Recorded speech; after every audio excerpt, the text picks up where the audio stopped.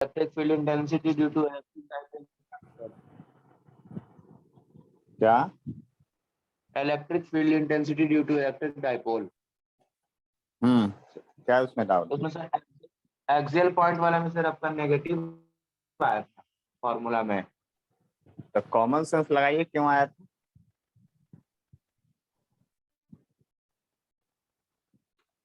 Common sense लगाइए, क्यों आया था?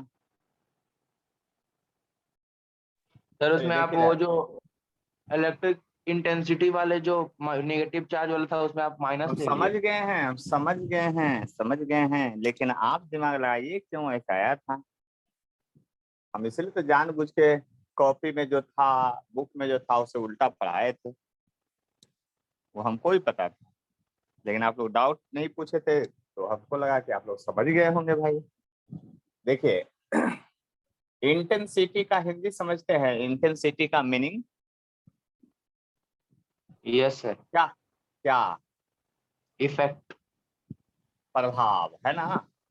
आप यस बताइए, सर। आप मेरे से दूर हैं, आपके घर के आसपास आपका इफेक्ट ज्यादा हुआ कि मेरे घर के आसपास आपका इफेक्ट ज्यादा हुआ, ये बताइए।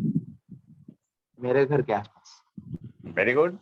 तो आप अगर नेगेटिव चार्ज है, इधर पॉजिटिव चार्ज है, एक बार इधर पॉजिटिव है, एक बार इधर नेगेटिव, यही डायपोल है। अब इसके बगल में जब जाइएगा फील्ड निकालने के लिए, तो इसका इफेक्ट यहाँ पर ज्यादा होगा, तो फार्मूला माइनस में आ जाएगा, -2p/4πε0r3। और अगर डायपोल को ऐसे रख के इसके बगल में जाइएगा इलेक्ट्रिक फील्ड निकालने, तो फार्मूला वही लाएगा, लेकिन प्लस वाला का इफेक्ट ज्यादा होगा, इसलिए 4πε0r3। कुछ समझे? बोलिए। Yes sir. छोटा छोटा डाउट है। सर सर तो उसमें आप डिराइव किए थे तो उसमें माइनस क्यों आप ले लिए थे सर? तो मैग्नीट्यूड ना हाँ, लेंगे? तो मैग्नीट्यूड ही लेते हैं, लेकिन इफेक्ट जो फाइनल आता है वेक्टर फॉर्म से निकलता है, वेक्टर रिजल्ट से निकलता है, तो बताएगा ही आपको इफेक्ट ज्यादा है मेरा। जिसके नजदीक में रहिएगा उसका इफेक्ट वो दिखाएगा। जानबूझ नहीं को सर, ऐसा जब किए E थे। Is equals to E plus plus E minus लिखे थे ना सर फर्स्ट स्टेप में। तो उसके बाद जो सर आप मैं उसका वैल्यू लिखे थे तो वहां पे माइनस क्यों लिख दिए? तो मैग्नीट्यूड में क्योंकि लिखेंगे आप सर। डायरेक्शन उल्टा था, वेक्टर मेथड से सोल्व होता है, वेक्टर को पूरा ध्यान रखिए। एक का डायरेक्शन आपका इधर था, निगेटिव के चलते फील्ड का डायरेक्शन इधर था, पॉजिटिव के चलते इधर था, वो लिख रहे थे मैग्नीट्यूड के टर्म में, लेकिन आपका वेक्टर उसमें समझाए थे। बिना वेक्टर का कैसे काम चलेगा? इलेक्ट्रिक फील्ड इंटेंसिटी या vector quantity, so it always added by vector law of addition. हम स्केलर कभी यूज ही नहीं कर सकते हैं, वो हमको पता था, उसने समझा दिए कि दोनों उल्टा वेक्टर है, इसलिए माइनस कर दिए हैं सीधा सीधा। आए बस समझ में? Yes sir. लगता है थोड़ा बहुत पढ़ना चालू किए, क्योंकि पढ़ने वाले को ही डाउट होता है, बिना पढ़ने वाले को तो डाउट होता ही नहीं है। चलिए आगे बढ़े। फार्मूला पहले किन से पूछे? प्रियांशी, आप बताइए। सर एक डाउट है। आपको भी डाउट है? चलिए हमसे पहले आप ही डाउट पूछ लीजिए, फिर हम अपना सर डाउट वो पूछेंगे। सर वो अंडर रूट वाला जो फॉर्मूला था ना, वेक्टर फॉर्म हम्म वाला, सर हम्म उससे नहीं निकाल सकते हैं इसको? सबसे निकाल सकते हैं, क्यों नहीं निकाल सकते, लेकिन उससे तो निकालिएगा उससे तो आपको निकाल रहे कोड। थे तो मेरे नहीं आ रहा था। फार्मूला पहले बोलिए आप, तो किस चीज का? जिससे निकाल रहे थे वो फार्मूला बोलिए, क्या निकाल रहे थे वो बोलिए। Sir under root F1 square plus F2 square plus 2 F1 F2 cos theta वाले से। निकालिए, 180 डिग्री मारिए, जरूर आंसर आएगा। आप सर लिखना नहीं चाह आ रहे रहा थे, है। कैसे नहीं आएगा? आपके कहने से नहीं आएगा, वेक्टर बोल रहे हैं थोड़ा बहुत।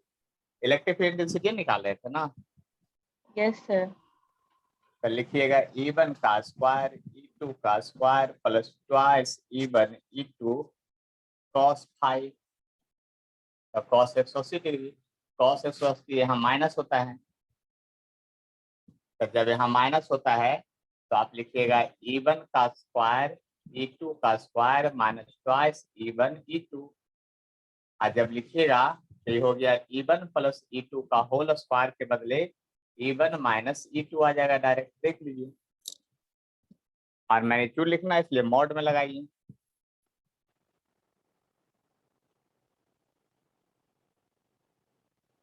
और बोलिए, आ गया ना माइनस साइन अपने से। वेक्टर से ही सॉल्व करते हैं, बस इतना ही याद रखिए। कैसे ये कैसे किए? ये कैसे किए? ए माइनस बी के होल स्क्वायर का फॉर्मूला है a square plus b square minus 2ab। हाँ सर समझ गए। समझ गए ना? गुरुदक्षिणा थोड़ा ज्यादा दिया कीजिए तो देखिए जल्दी जल्दी समझ में आएगा। आगे बोलिए। अब हम पूछे? Yes sir. चलिए आज तो फॉर्मूला ही पूछेंगे, है ना? तो सबसे पहले जो पूछ रहे हैं, देखिए क्या क्या हम पूछेंगे, ध्यान से देखिएगा। सबसे पहले फॉर्मूला प्रियांशी आप बताइएगा। क्वांटाइजेशन ऑफ चार्ज में फॉर्मूला क्या होता था, ये बताइए। क्यू एन एन ई।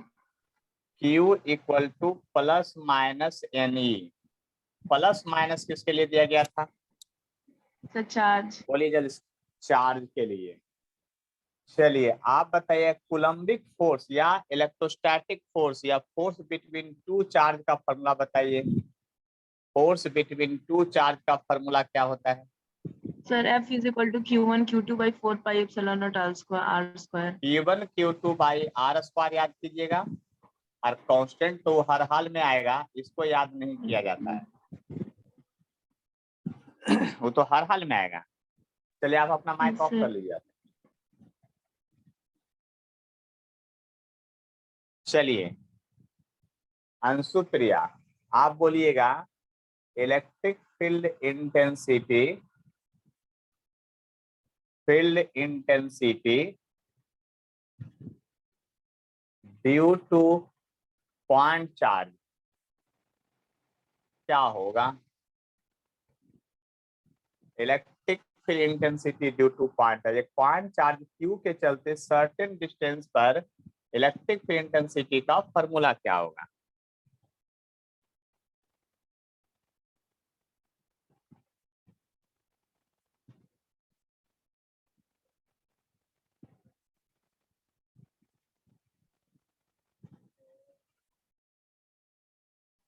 स्पीड में बोलो ना था।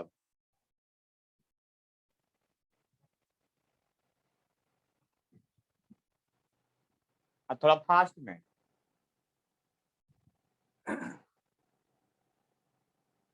इसके अगला है फोर्स ऑन चार्ज पार्टिकल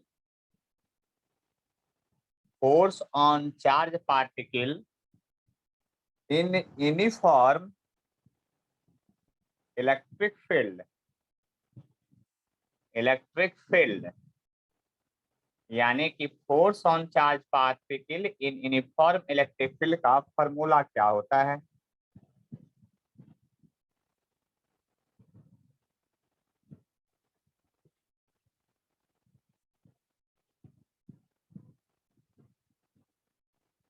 ना हम बोलेंगे, खड़े हो पहले।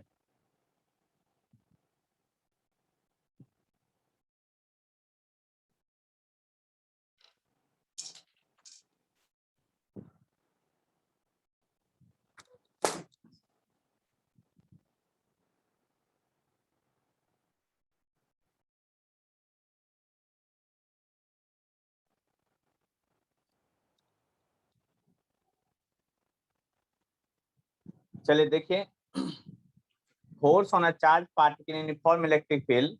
चलिए गौरव आप बताइएगा क्या होगा formula? F is equals to QE। QE। और पॉजिटिव चार्ज अगर रहेगा तो फोर्स उसके अलोंग लगेगा, और नेगेटिव चार्ज रहेगा तो उसके अपोजिट लगेगा।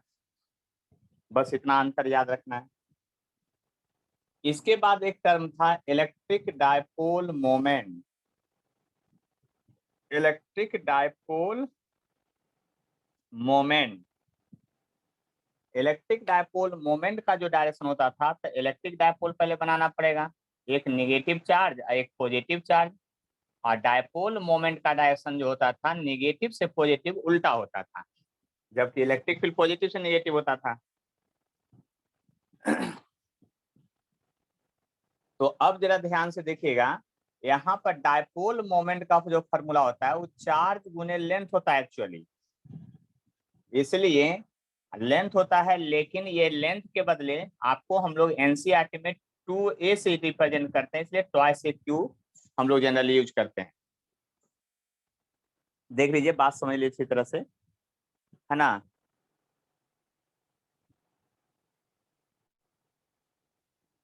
देखिए, इसके बाद नेक्स्ट फार्मूला जो है उसको समझ लीजिएगा।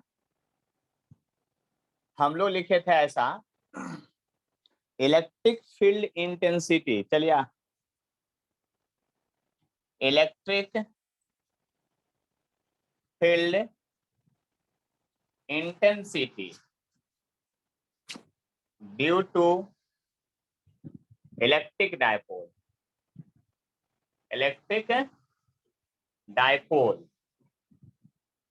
का जो फॉर्मूला होता था, जनरल फॉर्मूला, आप समझ सकते हैं, ये फॉर्मूला जो जनरल होता था, ये माइनस क्यू है, ये प्लस क्यू है, और सेंटर से जो दूरी होता था, ये पी पॉइंट पर इलेक्ट्रिक फील्ड, जब ये एंगल थीटा होता था, तो इसके लिए जो फॉर्मूला होता था क्या होता था, देख लीजिए जनरल फॉर्मूला ये लिखवाए थे, E equal to p by 4πε0 r³ और √3 cos स्क्वायर थीटा और +1 था। 3 cos स्क्वायर थीटा क्या था, +1 था। तो डायपोल के एक्सियल पॉइंट पर अगर फॉर्मूला निकालना चाहते हैं, तो एट एक्सियल पॉइंट पर जब चलिएगा तो देखिए क्या होगा, एक्सियल पॉइंट पर थीटा जो होगा 0 डिग्री होगा या 180 डिग्री होगा। तो यहाँ 0 रखिए या 180 डिग्री रखिए, तो स्क्वायर कीजिएगा तो +1 हो जाएगा। तो 3 + 1 यहाँ जब लिख रहे हैं आप, तो ये 4 हो जाएगा, यानी E बराबर लिखिएगा ऐसे, P by 4πε0 r³ √3 cos square theta. तो 3 cos का वैल्यू 1 है और फिर +1 यानी 2 हो जाएगा। तो 2p बाई 4πε0 r³। देखिए, एट इक्वेटोरियल पॉइंट की बात कीजिए, इक्वेटोरियल पॉइंट की बात कीजिए। जब इक्वेटोरियल पॉइंट की बात कीजिएगा तो थीटा जो है 90 डिग्री हो जाएगा, और जब थीटा 90 डिग्री होगा तो cos 90 0 हो जाता है। तो आप देखिए p बाई आपका जो होगा 4πε0 r³ हो जाएगा। बात समझ लीजिए अच्छी तरह से। तब यहाँ पर बात समझ लीजिए, ये 3 और cos 90 का वैल्यू 0 +1, तो ये तो अब 1 हो जाएगा, यानी यही फार्मूला आपका बन गया 4πε0 r³। फार्मूला एकदम उठाग्र होना चाहिए, कंठस्थ होना चाहिए हर हाल में, एट एनी कंडीशन। इसके बाद जो हम लोग फार्मूला पढ़े थे, वह जो फार्मूला क्या था, तो वह फार्मूला था आपका, समझ लीजिए बात को ध्यान से अगर समझिएगा, तो इसके आगे जो हम हेडिंग पढ़ाए थे उसमें था torque on electric dipole in external field. Torque on electric dipole,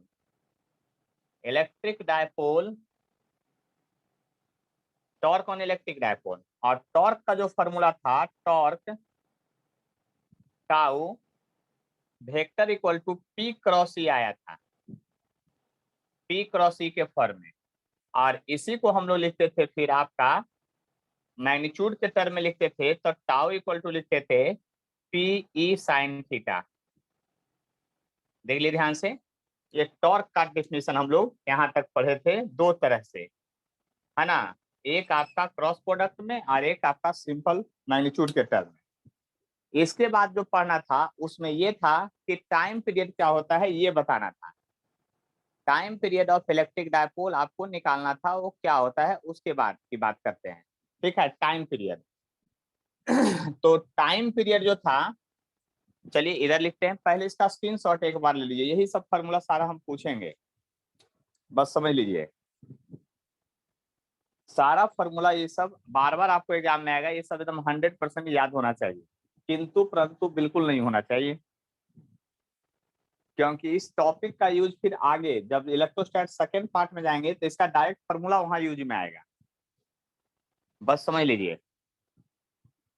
चलिए तो इसको मैं मिटा देता हूँ, फिर आगे सारा फॉर्मूला लिखा देता हूँ, उसके बाद आगे आज एक्स्ट्रा जो कॉम्पिटिटिव लेवल का क्वेश्चन है उसको हम लोग देखेंगे, जो एनसीईआरटी बुक में नहीं दिया रहता है, उससे आगे जो हम लोग पढ़ेंगे।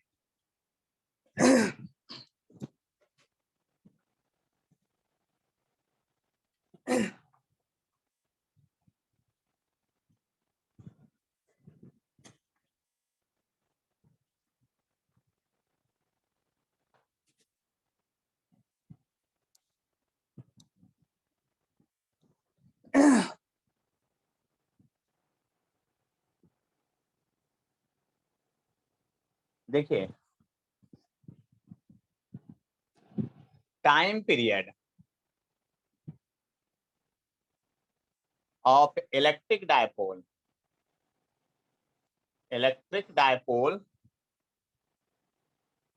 in uniform external field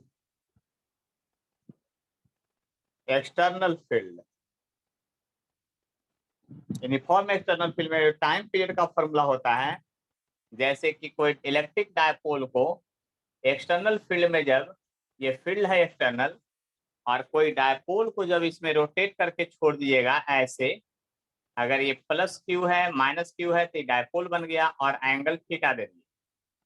ये रहना चाह रहा था इधर, लेकिन आप इसको ऑसिलेट करके छोड़ दिए तो ये ऑसिलेशन शो करेगा, और जब ऑसिलेशन शो करेगा तो ये सिंपल हार्मोनिक मोशन इसका होगा, और सिंपल हार्मोनिक मोशन होगा तो उसका टाइम पीरियड निकाला जाएगा।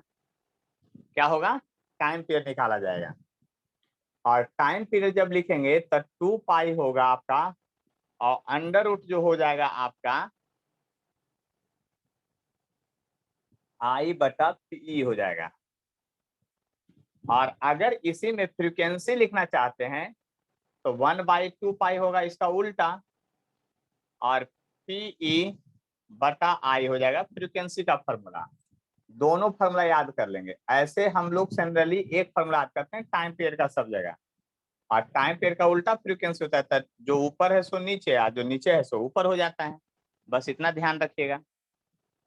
इसके बाद हम लोग पढ़े थे इलेक्ट्रिक फ्लक्स पढ़े थे। तो इलेक्ट्रिक फ्लक्स जो था वह एक स्केलर क्वांटिटी है, और टोटल फ्लक्स को डिफाइन किया जाता था E.ds से, इंटीग्रेशन ऑफ E.ds से। एस फॉर एरिया ये था, और टोटल फ्लक्स जब हम लोग लिखते थे तो electric field into area into cos theta होता था। इसमें एक गॉस लॉ था, तो गॉस लॉ का जो स्टेटमेंट था वो क्या था कि टोटल फ्लक्स जो होगा वह हर हाल में चार्ज बाई एप्सिलॉन नॉट के बराबर होगा। यही स्टेटमेंट था, एक छोटा सा स्टेटमेंट था। इसी को हम लोग बढ़ा चढ़ा करके E.ds का integration equal to Q by epsilon naught लिखते हैं। देखिए, गॉस फ्लक्स निकालने का दो तरीका, एक ये वाला तरीका और एक ये वाला तरीका गॉस लॉ से। गॉस लॉ जब भी फ्लक्स निकालने के लिए यूज करेंगे तो उसका बेसिक कंसेप्ट सिखाए थे। याद है कि क्या सिखाए थे जब पढ़ाए थे, पूरा इसका क्वेश्चन करवाए हैं। तो बेसिक कंसेप्ट ये सिखाए थे कि आपका यहाँ हर हाल में, यहाँ जो होगा हर हाल में गॉस लॉ तभी अप्लीकेबल होगा जिसमें इलेक्ट्रिक फील्ड वगैरह नहीं, आपका चार्ज से रिलेटेड क्वेश्चन दिया रहेगा, और उसमें एरिया वगैरह भी यूज नहीं होता है। ये सब बात ध्यान रखिएगा हमेशा। इसके बाद हम लोग देखे थे गॉस लॉ का प्रूफ, लेकिन प्रूफ थोड़ी आपको फार्मूला रिवीजन करवा रहे हैं, क्या क्या हम पढ़ाए हैं। तो इसमें हम लोग अगला लिखे थे गॉस लॉ का यूज ऑफ गॉस लॉ, और उसमें सबसे पहले हम निकाले थे यूज ऑफ गॉस लॉ में किसको, तो यूज ऑफ गॉस लॉ में सबसे पहले electric field due to electric field intensity निकाले थे। इलेक्ट्रिक फील्ड इंटेंसिटी निकाले थे किसके चलते, तो due to electric field intensity due to electric field intensity due to charge conducting sphere, conducting sphere मतलब मेटल का कंडक्टिव, मतलब ये सॉलिड हो चाहे हॉलो हो, दोनों के लिए एक ही सब कुछ होता है, डेरिवेशन और फार्मूला भी। और आपको पता है इस स्फेयर के चलते इलेक्ट्रिक फील्ड जो होता है अंदर में सभी जगह 0 आया था, और बाहर में जो फार्मूला आया था, मतलब डिस्टेंस यहाँ पर निकाल रहे हैं तो इसमें रेडियस नहीं यूज होता है, रेडियस ये कैपिटल आर है और डिस्टेंस ये स्मॉल आर है, तो हम लोग सेंटर से डिस्टेंस यूज करते हैं। और वो फार्मूला आया था पॉइंट चार्ज वाला, बस समझ लीजिए पॉइंट चार्ज का जो फार्मूला आया था वही था। इसको आपको रिवीजन करना है, लर्न कर लेना है, ये पॉइंट चार्ज का ही फार्मूला आया था, बस इतना सोच लीजिए। फिर इसका एक ग्राफिकल व्यू रिप्रेजेंटेशन किए थे कि इलेक्ट्रिक फील्ड वर्सेस डिस्टेंस का रिलेशन क्या होगा। तो जहां तक आपका स्फेयर है वहां तक, जहां तक आपका स्फेयर है, मान लिया स्फेयर का रीजन ये हम बना रहे हैं ग्राफ में, तो स्फेयर के अंदर तक इलेक्ट्रिक फील्ड तो नहीं होगा, जस्ट सरफेस पर होगा। और सरफेस से जो होता है इलेक्ट्रिक फील्ड इंटेंसिटी इनवर्स का रिलेशन होता है, इसलिए हाइपरबोला का कंसेप्ट लगेगा, इनफाइनाइट पर फिर जाके 0 होगा, ऐसा ग्राफ होगा। सम टाइम बुक में दोनों तरफ दिखाया रहता है, तो दोनों तरफ दिखाएंगे तो इधर से एक लाइन से खींच देंगे, लेकिन जब यहाँ वेक्टर नहीं लगा रहेगा तब, अब वेक्टर लगा रहेगा तो वो फिर नीचे से ऐसे खिंचाएगा, क्योंकि वेक्टर लगने के बाद आपको समझ लीजिए यहाँ स्केलर फॉर्म में ग्राफ खींचा हुआ है, वेक्टर लगने के बाद आपका उल्टा डायरेक्शन में नेगेटिव की ओर भागता है, इसलिए आपको नेगेटिव में मैग्नीट्यूड हो जाएगा। जैसे ही वेक्टर लगाइए तो आपका इधर की ओर लीजिएगा तो ये माइनस होगा, तो माइनस होगा तो यहाँ नीचे से ऐसे ग्राफ जाएगा ये, जबकि स्केलर है तो सिंपल ग्राफ होगा। फिर हम लोग निकाले थे एक formula, electric field intensity, electric field intensity due to line charge wire, charge conducting wire, conducting wire, यानी कि कोई वायर है ऐसे रखा हुआ है, कोई वायर ऐसे बहुत लंबा है वायर, टेंशन मत लीजिए, इसकी लंबाई बहुत लंबा है, और इससे कुछ दूरी पर आप आर दूरी पर, आर डिस्टेंस पर इलेक्ट्रिक फील्ड निकालना चाहते हैं। और यहाँ पर तब इलेक्ट्रिक फील्ड का फॉर्मूला आया था 2 lambda 4 pi epsilon naught r, यानी वायर से जो वायर आप चार्ज लिए हैं, ये पॉजिटिवली या नेगेटिवली चार्ज है, उससे डिस्टेंस, इसी को हम लोग लिखते थे 2q by 4 pi epsilon naught r into l, जहां यह लेंथ ऑफ वायर होगा और उसका पोजीशन का डिस्टेंस होगा, और यह दोनों ही फॉर्म का फॉर्मूला आपको याद करना है। लेकिन देखिए हम बार बार कहते हैं electric field intensity inverse square law को फॉलो करता है। देखिए आर गुने लेंथ ये भी स्क्वायर लॉ है, और ये कब फार्मूला लागू होगा वो समझ लीजिए, फार्मूला तभी लागू होगा जब एल हो very very greater than r, बात को ध्यान रखिएगा। कंडीशनल फार्मूला गॉस लॉ में यूज किया जाता है, कंडीशनल एकदम 100%। ये बात समझिए, हम पूछेंगे कि लाइन वायर के चलते आपका इलेक्ट्रिक फील्ड इंटेंसिटी का फार्मूला क्या होगा, तो ये फार्मूला बोलिएगा, हम बोले कब अप्लीकेबल होगा, तो जब l is very very greater than r, ये बात को याद कर लीजिएगा। नेक्स्ट फार्मूला हम लोग लिखे थे electric field intensity, electric field intensity, intensity due to thin और ड्यू टू थिन एंड, और नहीं and thick wire, thick sorry thick plate, thick plate, दो चलते निकाले थे। तो जरा ध्यान से देखिएगा, आपका थिन प्लेट का जो फिगर हम बनाए थे, तो ऐसा फिगर बनाए थे, याद कर लीजिए, ऐसा प्लेट बनाए थे, और इसको पॉजिटिवली जब चार्ज कर दिए थे तो याद कीजिए हम क्या किए थे, इसके इधर भी इलेक्ट्रिक फील्ड निकला था ऐसे, और उसी के चलते इधर भी इफेक्ट था इलेक्ट्रिक फील्ड का ऐसे, दोनों तरफ फील्ड का इफेक्ट था, बस इतना याद कर लिए, दोनों तरफ ही फील्ड का इफेक्ट गया था।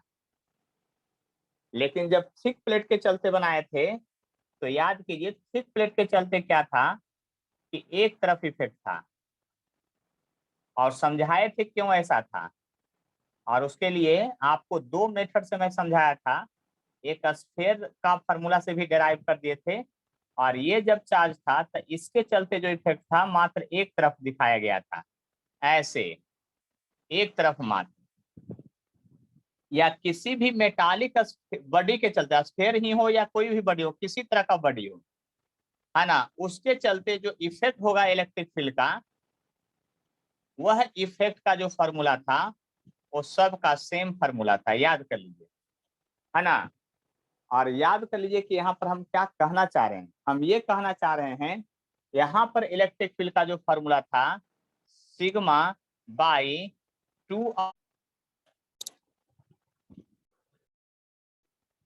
तो देखिए यहाँ जो फॉर्मूला है आप समझ चुके हैं, ये जो फॉर्मूला है आपका ई वेक्टर के फॉर्म में है, और ये जो फॉर्मूला है थिन प्लेट के चलते हैं, किसके चलते हैं, sigma by 2 epsilon not thin plate के चलते आया था फॉर्मूला। एन कैप ये बता रहा है कि मेटल प्लेट पर जो इलेक्ट्रिक फील्ड होगा वो परपेंडिकुलर होगा। क्या होगा, आपका मेटल प्लेट पर जो इलेक्ट्रिक फील्ड होगा वो परपेंडिकुलर होगा, जबकि थिक प्लेट के चलते या कोई भी बॉडी के चलते जो आपका फॉर्मूला होगा वो सिग्मा बाई एप्सिलॉन नॉट होगा और एन कैप होगा, सिग्मा बाई एप्सिलॉन नॉट होगा और एन कैप होगा।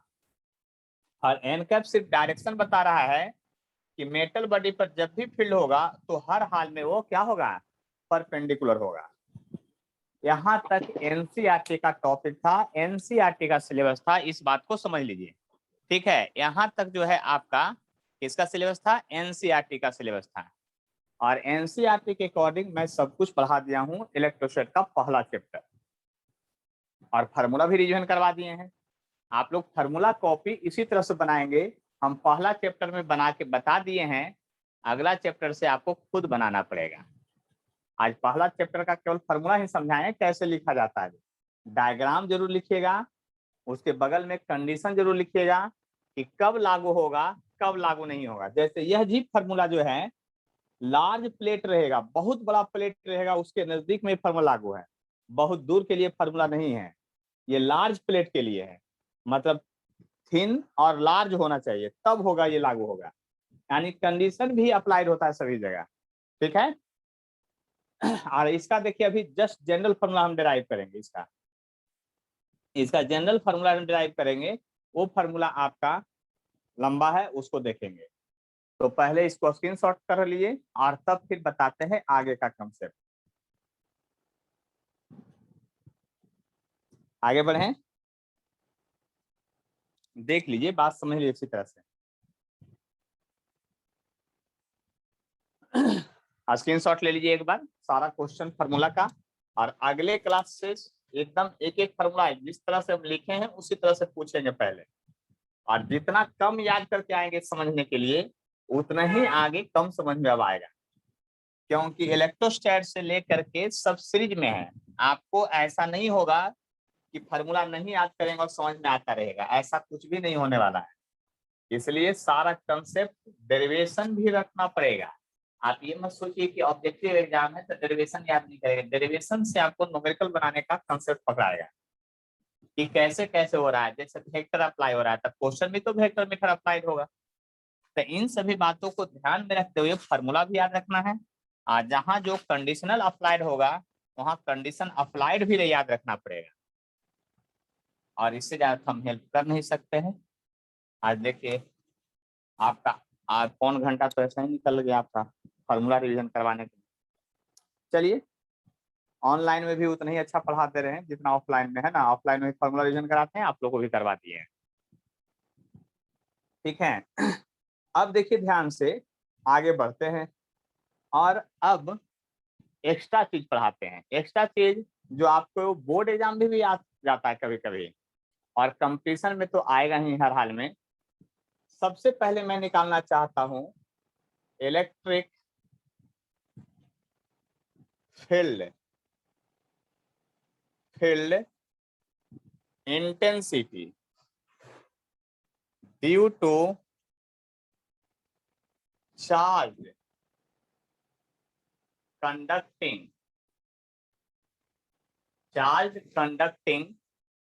Ring at axial point.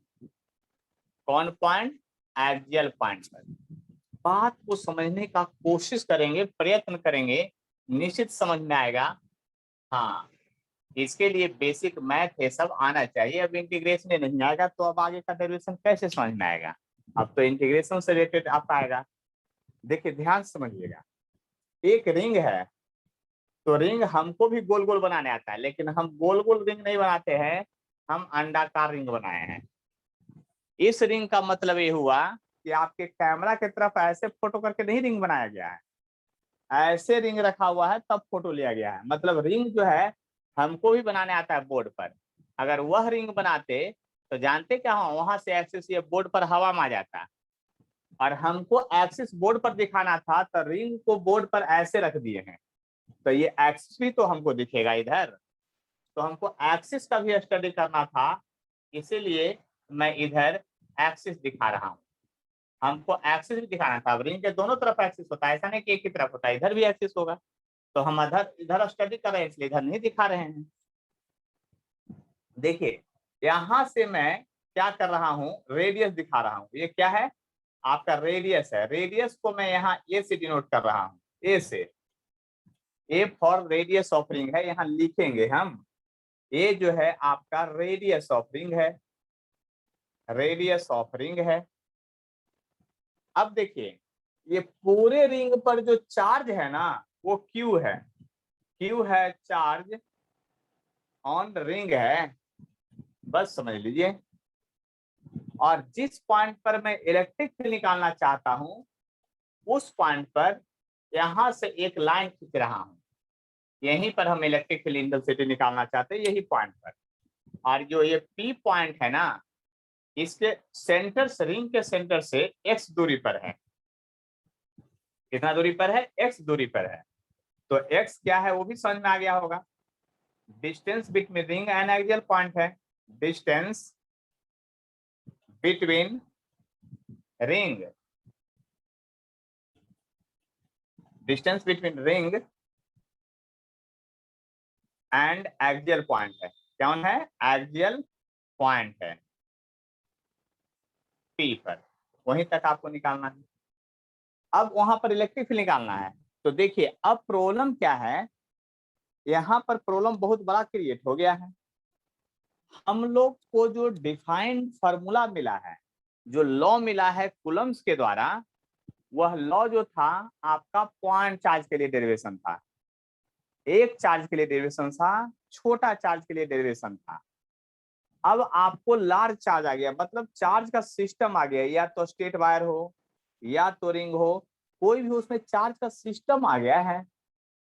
तो फिजिक्स ये कहता है कि जब आपको एलिमेंट्री पीस का, मतलब छोटा पीस का फार्मूला मालूम हो, वैल्यू मालूम हो, आप पूरे लार्ज पीस का निकालना हो, तो सिमेट्रिकल चीजों में उसको डिवाइड कीजिए। सिमेट्रिकल चीजों कैसे सोचिएगा? तो फिर इसमें बहुत सिंपल है। अगर वायर रहेगा, वायर के चलते निकालना रहे तो रिंग भी वायर के जैसा है, स्ट्रेट वायर रहे, रिंग रहे, टेढ़ा रिंग रहे, कुछ भी रहे, तो उस सिस्टम को एलिमेंट्री पीस में जब बदलेंगे तो वह पॉइंट में बदलेंगे। उसको बहुत सारे छोटे छोटे पीस में काट देंगे तो पॉइंट में बदल जाएगा। लेकिन अब आपका डिस्क हो, कोई प्लेट हो, तो उसको पॉइंट में बदलेंगे तो इंटीग्रेशन का लिमिट नहीं मिलेगा। तो उसको बनाने के लिए हम लोग क्या करते हैं कि सबसे पहले अब आपको उसको वायर के रूप में बदलना पड़ेगा। आप वायर का फॉर्मूला पहले निकाल लेना पड़ेगा। कहाँ से? वायर का फॉर्मूला पहले आपको निकाल लेना पड़ेगा एलिमेंट्री पीस से, उसको याद कर लेना पड़ेगा, और उस फॉर्मूला का यूज हम लोग करेंगे प्लेट का निकालने के लिए। मतलब समझ लीजिए, उसी तरह से अगर आपका स्फीयर वगैरह का निकालना हो तो क्या करना पड़ेगा, आप सोचिए, 3 स्टेप में जाइएगा। अगर हॉलो स्फीयर है तो रिंग वाला शेप से काम निकल जाएगा, और सॉलिड है तो प्लेट वाला का यूज करना पड़ेगा फिर आपको। तो इस तरह से डेरिवेशन का टेक्निक होता है, और सभी जगह एक ही चीज लागू होती है। आपका इलेक्ट्रोस्टैट हो, ग्रेविटेशन हो, अगर ग्रेविटेशन पढ़े रहते तो इलेक्ट्रोस्टैट में आप लोग को मजा आ जाता, क्योंकि एकदम 100% सब चीज सेम है, जो हम पीछे भी समझा चुके हैं आप लोग को, है ना। क्योंकि आप लोग ग्रेविटेशन पढ़े नहीं है इस लॉकडाउन में, ना। तो देखिए ध्यान से समझिएगा, distance between ring and axial point है ये। अब इसको हमको निकालना है इलेक्ट्रिक फील्ड। तो इस रिंग को बहुत सारे पीस में डिवाइड करेंगे, लाखों पीस में डिवाइड करेंगे, करोड़ों पीस में डिवाइड करेंगे, ऐसा डिवाइड करेंगे पॉइंट में बदल जाए। क्या में बदल जाए? पॉइंट में। तो इसको लिखना भी पड़ता है, अगर लिखेंगे तो, यानी लिखेंगे first be divide the ring into many small pieces. One such piece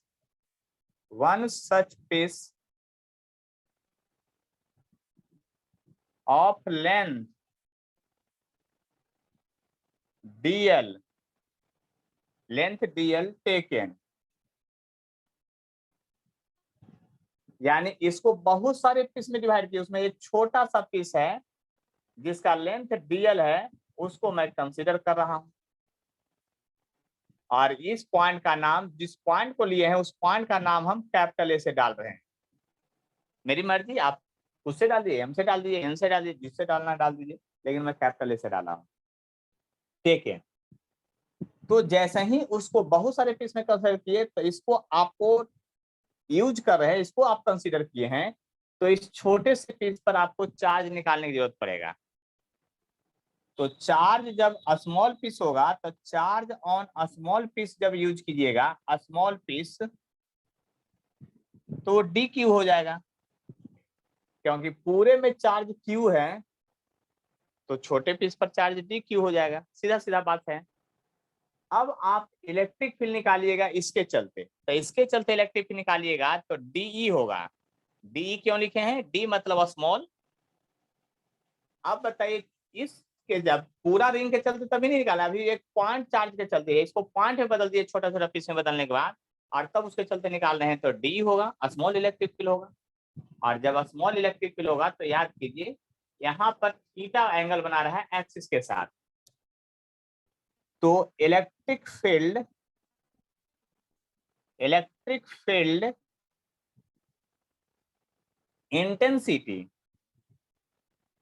intensity due,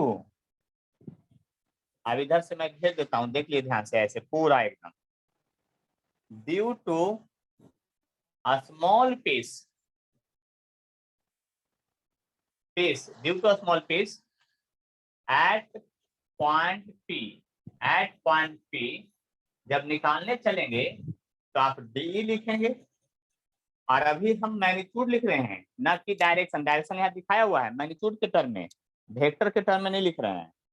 अब जरा गौर कीजिए, तो इस डी बराबर लिखिएगा charge by 4 pi epsilon not distance का स्क्वायर, क्योंकि पॉइंट चार्ज का फॉर्मूला लगाएंगे अब, तो charge by 4 pi epsilon not distance का स्क्वायर। तो यहाँ से यहाँ का डिस्टेंस लेंगे, जिस चार्ज के चलते जहां निकालना चाहते हैं वो, तो यहाँ तो ये 90 डिग्री है, क्योंकि याद कीजिए यदि ये रिंग है और यहाँ से पॉइंट ऐसे कर रहे हैं, अगर ये रिंग है और यहाँ से ऐसे पॉइंट दिखा रहे हैं, तो याद कीजिए मतलब ये रिंग है, देख लीजिए ध्यान से, और रिंग का ये एक्सिस है, यहाँ से ऐसे पॉइंट दिखाइएगा, तो देखिए तिरछा पॉइंट कैसा दिखेगा आपको, ये आपका ट्रायंगल बना लेगा और पाइथागोरस थ्योरम लगेगा।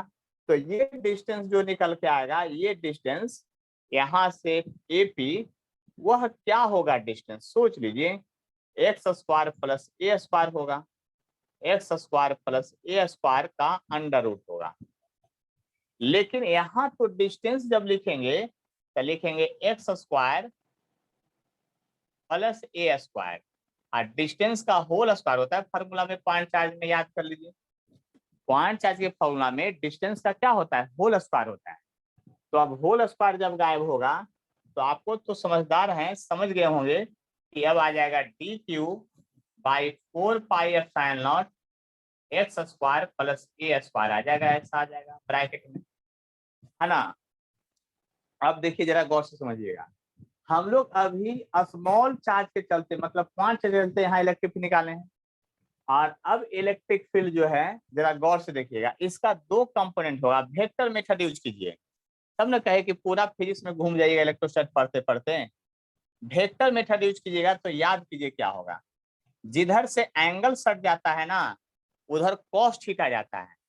यानी इधर से एंगल कर गया तो एक्सिस के अलॉन्ग जो कंपोनेंट जाएगा वो डी ई कॉस थीटा जाएगा, और एक्सिस की जो परपेंडिकुलर जाएगा वह डी ई साइन थीटा जाएगा। याद कीजिए, अब जिधर से एंगल सट गया उधर कॉस थीटा, जिधर से एंगल नहीं सटा उधर साइन थीटा। अब जरा ध्यान से सुनिएगा, मेरी बात को समझने की कोशिश कीजिएगा। देखिए अब आप बताइए, इसके चलते यहाँ पर फील्ड, इसके चलते इस ऊपर वाले पॉइंट के चलते इलेक्ट्रिक फील्ड का डायरेक्शन यहाँ पर ऐसे नीचे की ओर जा रहा था। तो यहाँ पर हम लोग दो कंसीडर किए, देख लीजिए ध्यान से, नीचे की ओर जा रहा था, इसका एक अमाउंट साइन इधर इधर, लेकिन जस्ट यहाँ वाला पॉइंट से स्टडी कीजिए अब। यानी यहाँ से वर्टिकल ऐसे दिखाएगा तो ये ऐसे हो जाएगा, और ऐसे हो जाएगा मतलब यहाँ से दिखाएंगे तो यहाँ से फील्ड डायरेक्शन ऐसे आएगा।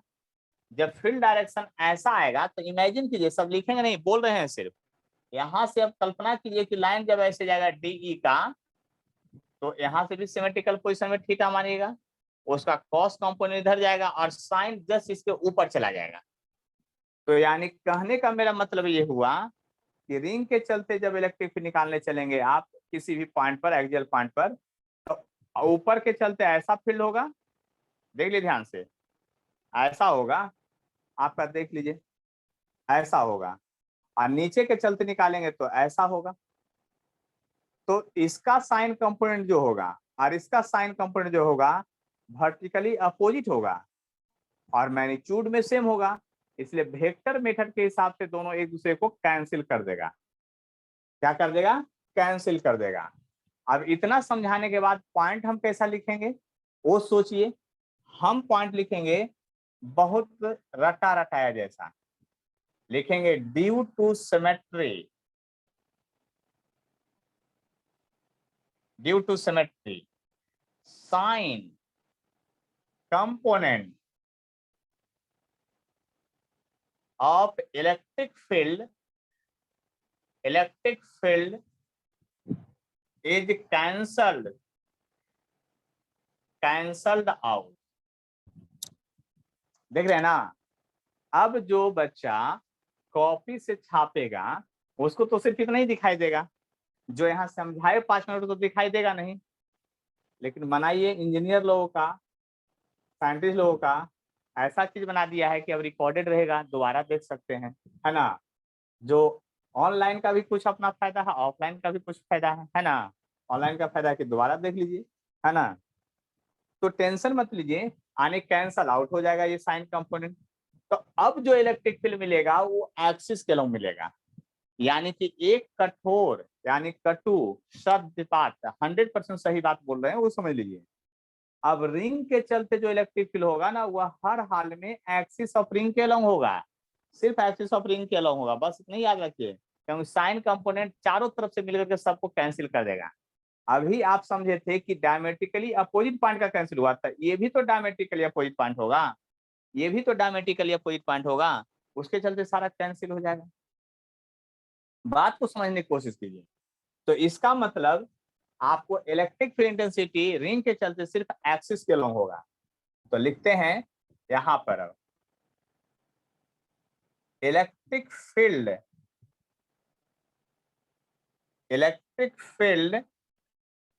इंटेंसिटी along एक्सिस, तो उसको DEX मान लेते हैं, एक्सिस x है तो DEX मान लेते हैं, और उसके तरफ कंपोनेंट गया DE cos थीटा गया है, याद कर लीजिए, देख लीजिए DE cos थीटा गया है। अब वर्टिकली अपोजिट एंगल सेम होता है, ये बात आपको पता है, तो ये भी थीटा होगा।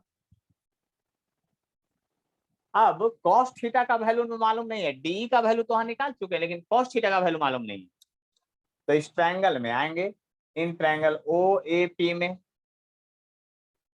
इन ट्रायंगल OAP में, है ना। हमको देखिए जगह की कमी है इसलिए इधर लिख रहे हैं, और नहीं तो नीचे लिखा जाता है, याद कर लीजिए। आप लोग उतारिएगा तो इसी तरह से उतारिएगा। हम cos theta equal to base by hypotenuse. तो यहाँ बेस क्या है भाई, तो बेस तो आपका ये हो गया, हाइपोटेनस क्या है, ये है, तो बेस के बदले एक्स लीजिएगा, बेस के बदले क्या लीजिएगा, एक्स लीजिएगा, हाइपोटेनस के बदले ये लीजिएगा, यानी cos थीटा का फॉर्मूला हो गया आपका x by under root x square plus A square. इसलिए इलेक्ट्रिक फील्ड अलोंग एक्सिस जो डी ई एक्स था उसका वैल्यू अब क्या हो जाएगा, तो डी ई का वैल्यू यहाँ से पुट कीजिए D Q by 4 pi epsilon naught X square plus A square, पहले से था इतना, और cos थीटा के बदले वैल्यू पुट कीजिए, तो ये वाला पुट कीजिएगा एक्स बाई अंडर रूट कितना एक्स स्क्वायर प्लस ए स्क्वायर। अब 9 प्लस वाला मैथ लगाइए, यह टोटल टर्म पर पावर 1 है, यह टोटल पर टर्म पर पावर हाफ है, 1/2 है, रूट का मतलब 1/2 होता है। अब जरा आप ध्यान से समझने की कोशिश कीजिए, जब ये 1/2 होता है तो याद कीजिए पावर यहाँ जुड़ करके हो जाएगा 3/2, और टोटल इलेक्ट्रिक फील्ड जब निकालना चाहेंगे, टोटल इलेक्ट्रिक फील्ड यानी electric field intensity at axial point due to ring, यानी आप निकालना चाहते हैं electric field intensity electric field intensity due to ring. अब रिंग के चलते, अभी तो 5 के चलते नहीं, रिंग के चलते निकालना है, तो रिंग के चलते जब नेट इलेक्ट्रिक फील्ड एक्सिस के लॉन्ग जो आएगा वो इंटीग्रेशन होगा किसका, डी ई एक्स का, और इंटीग्रेशन जब करने चलिएगा डी ई एक्स का तो याद कर लीजिए यहाँ पर क्या होगा। अब डी ई एक्स का जब इंटीग्रेशन कीजिएगा तो जो कांस्टेंट टर्म है उसको बाहर करना पड़ेगा पहले। तो एक बात याद कर लीजिए, आप यहां पर निकालिए, तो यहां पर जब किसी सर्टेन पॉइंट पर निकालेंगे तो एक्स कांस्टेंट हो जाएगा, और आपका ए तो पहले से कांस्टेंट है क्योंकि आपका रेडियस ऑफ रिंग थोड़ी बदलेगा कभी, और 4 पाई एप्सिलॉन तो पहले से कांस्टेंट है, तो सिर्फ चार्ज वेरिएबल बच गया, तो बाकी सबको बाहर खींच दीजिए इंटीग्रेशन से, जो कांस्टेंट है वो इंटीग्रेशन से बाहर आ जाएगा, यानी x by 4 pi epsilon naught under root कितना, सॉरी अंडर रूट नहीं जाएगा अब, क्योंकि इसको जब लिखेंगे तो आएगा एक्स स्क्वायर प्लस ए स्क्वायर का पावर 3/2, और इंटीग्रेशन के अंदर जो बच जाएगा सिर्फ डी क्यू बच जाएगा, क्योंकि ये कांस्टेंट टर्म बाहर आ गया, मतलब इतना सारा टर्म कांस्टेंट था जो कि बाहर आ गया, इंटीग्रेशन के अंदर क्या बच गया, डी क्यू, और डी क्यू का इंटीग्रेशन करना है, तो आप बताइए 5 D Q D Q D Q D Q D Q D Q D Q D Q D Q सब डी क्यू को जोड़ दीजिए,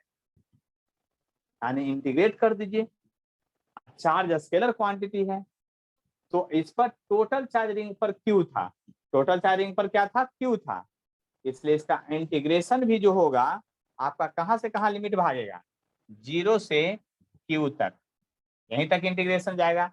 और आपको पता है कि डी क्यू का इंटीग्रेशन क्या होता है कि नहीं पता है, आप लोग को 100% पता है कि डी क्यू का इंटीग्रेशन क्या होगा। जो आप जरा गौर कीजिए और समझने की कोशिश कीजिएगा, उधर तो जगह मेरे पास बचा नहीं है, तो हम क्या करते हैं, ये जो क्वांटिटी था ना इसको लेना है, 10 स्क्रीनशॉट जल्दी से लीजिए, ये जो क्वांटिटी है ना इस क्वांटिटी को एक बार स्क्रीनशॉट लीजिए, क्योंकि इधर वाला टर्म को मिटाएंगे, फिगर नहीं मिटाएंगे, फिगर पर अभी बहुत कुछ समझाना है, तो ये वाला टर्म मिटाएंगे, तो बात समझ लीजिए हम क्या कहना चाह रहे हैं, यहां से अब इंटीग्रेशन करेंगे, बस समझ लीजिए आप ध्यान से,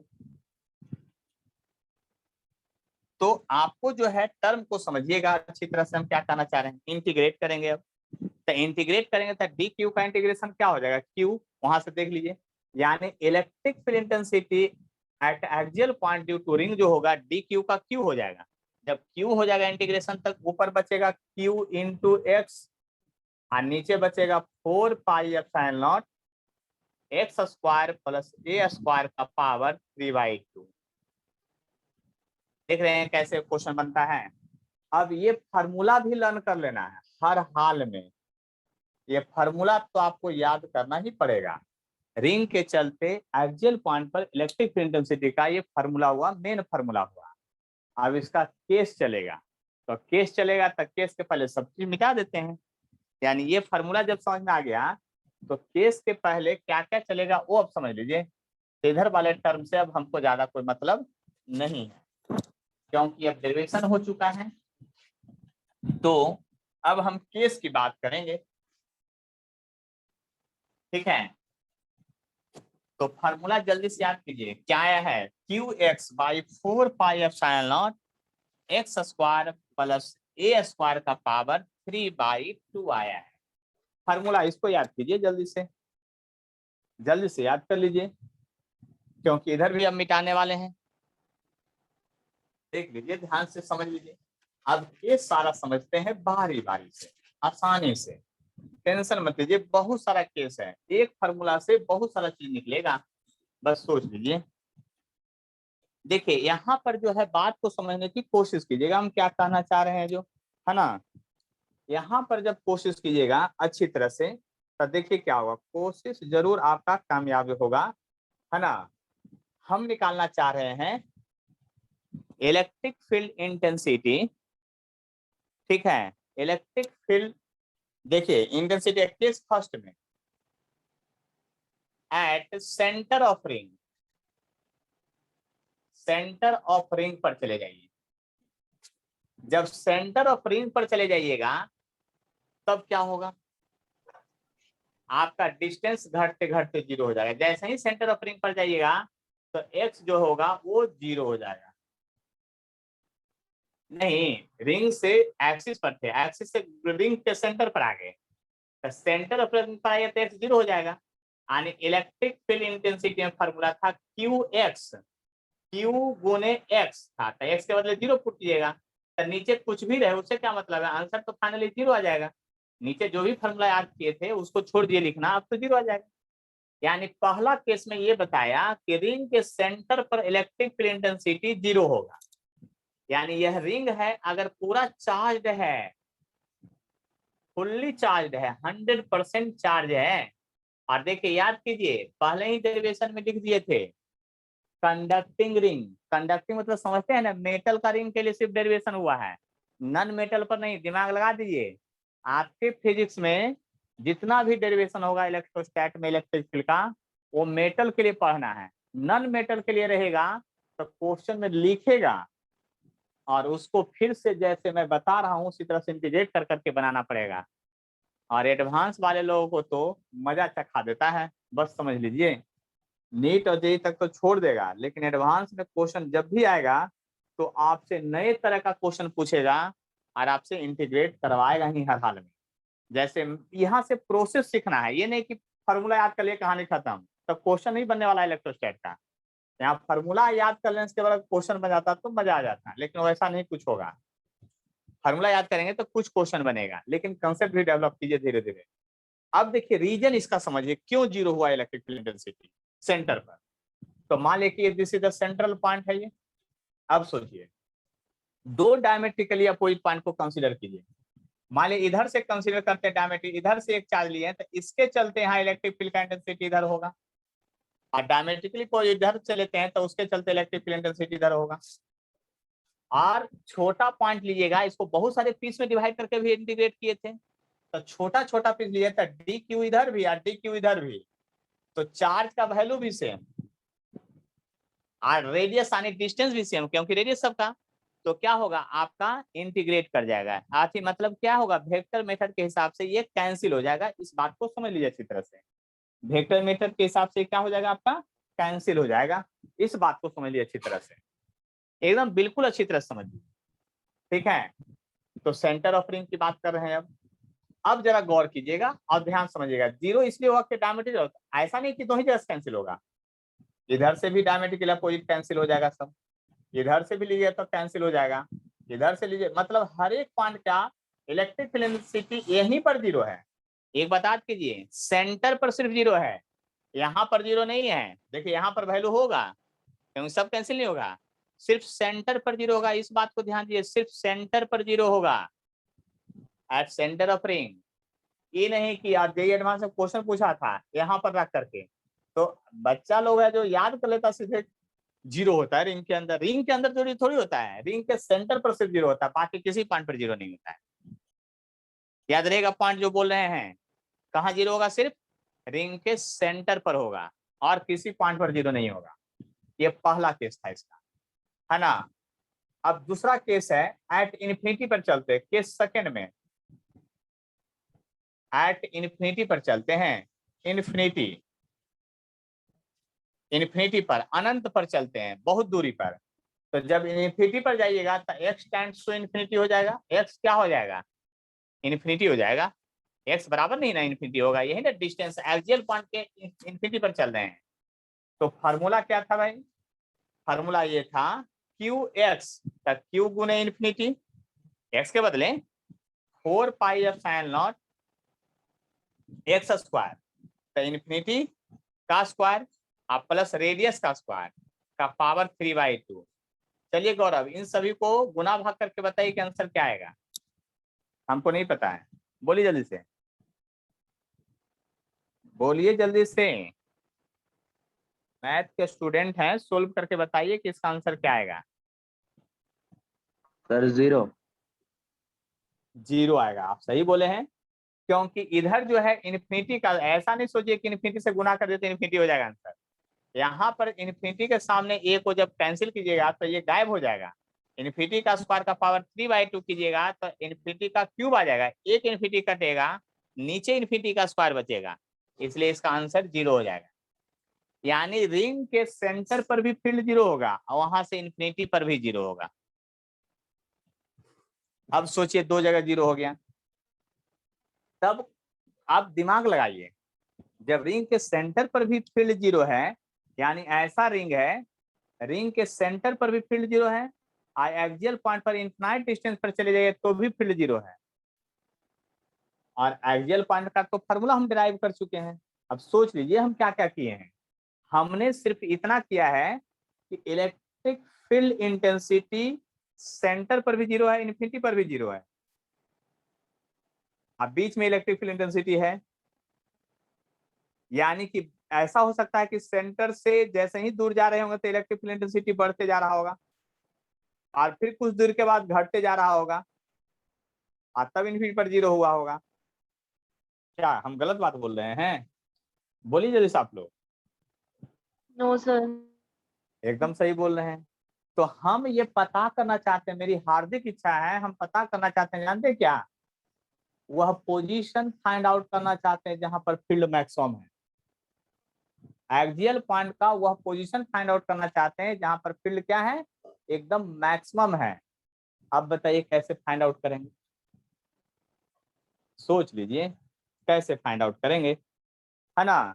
वह पोजीशन फाइंड आउट करना चाहते हैं जहां पर आपका क्या है, यानी कि अब हम लिखते हैं क्या केस थर्ड में, we want to find electric field, we want to find position where electric field intensity is maximum। क्या लिखें? Electric field intensity is maximum.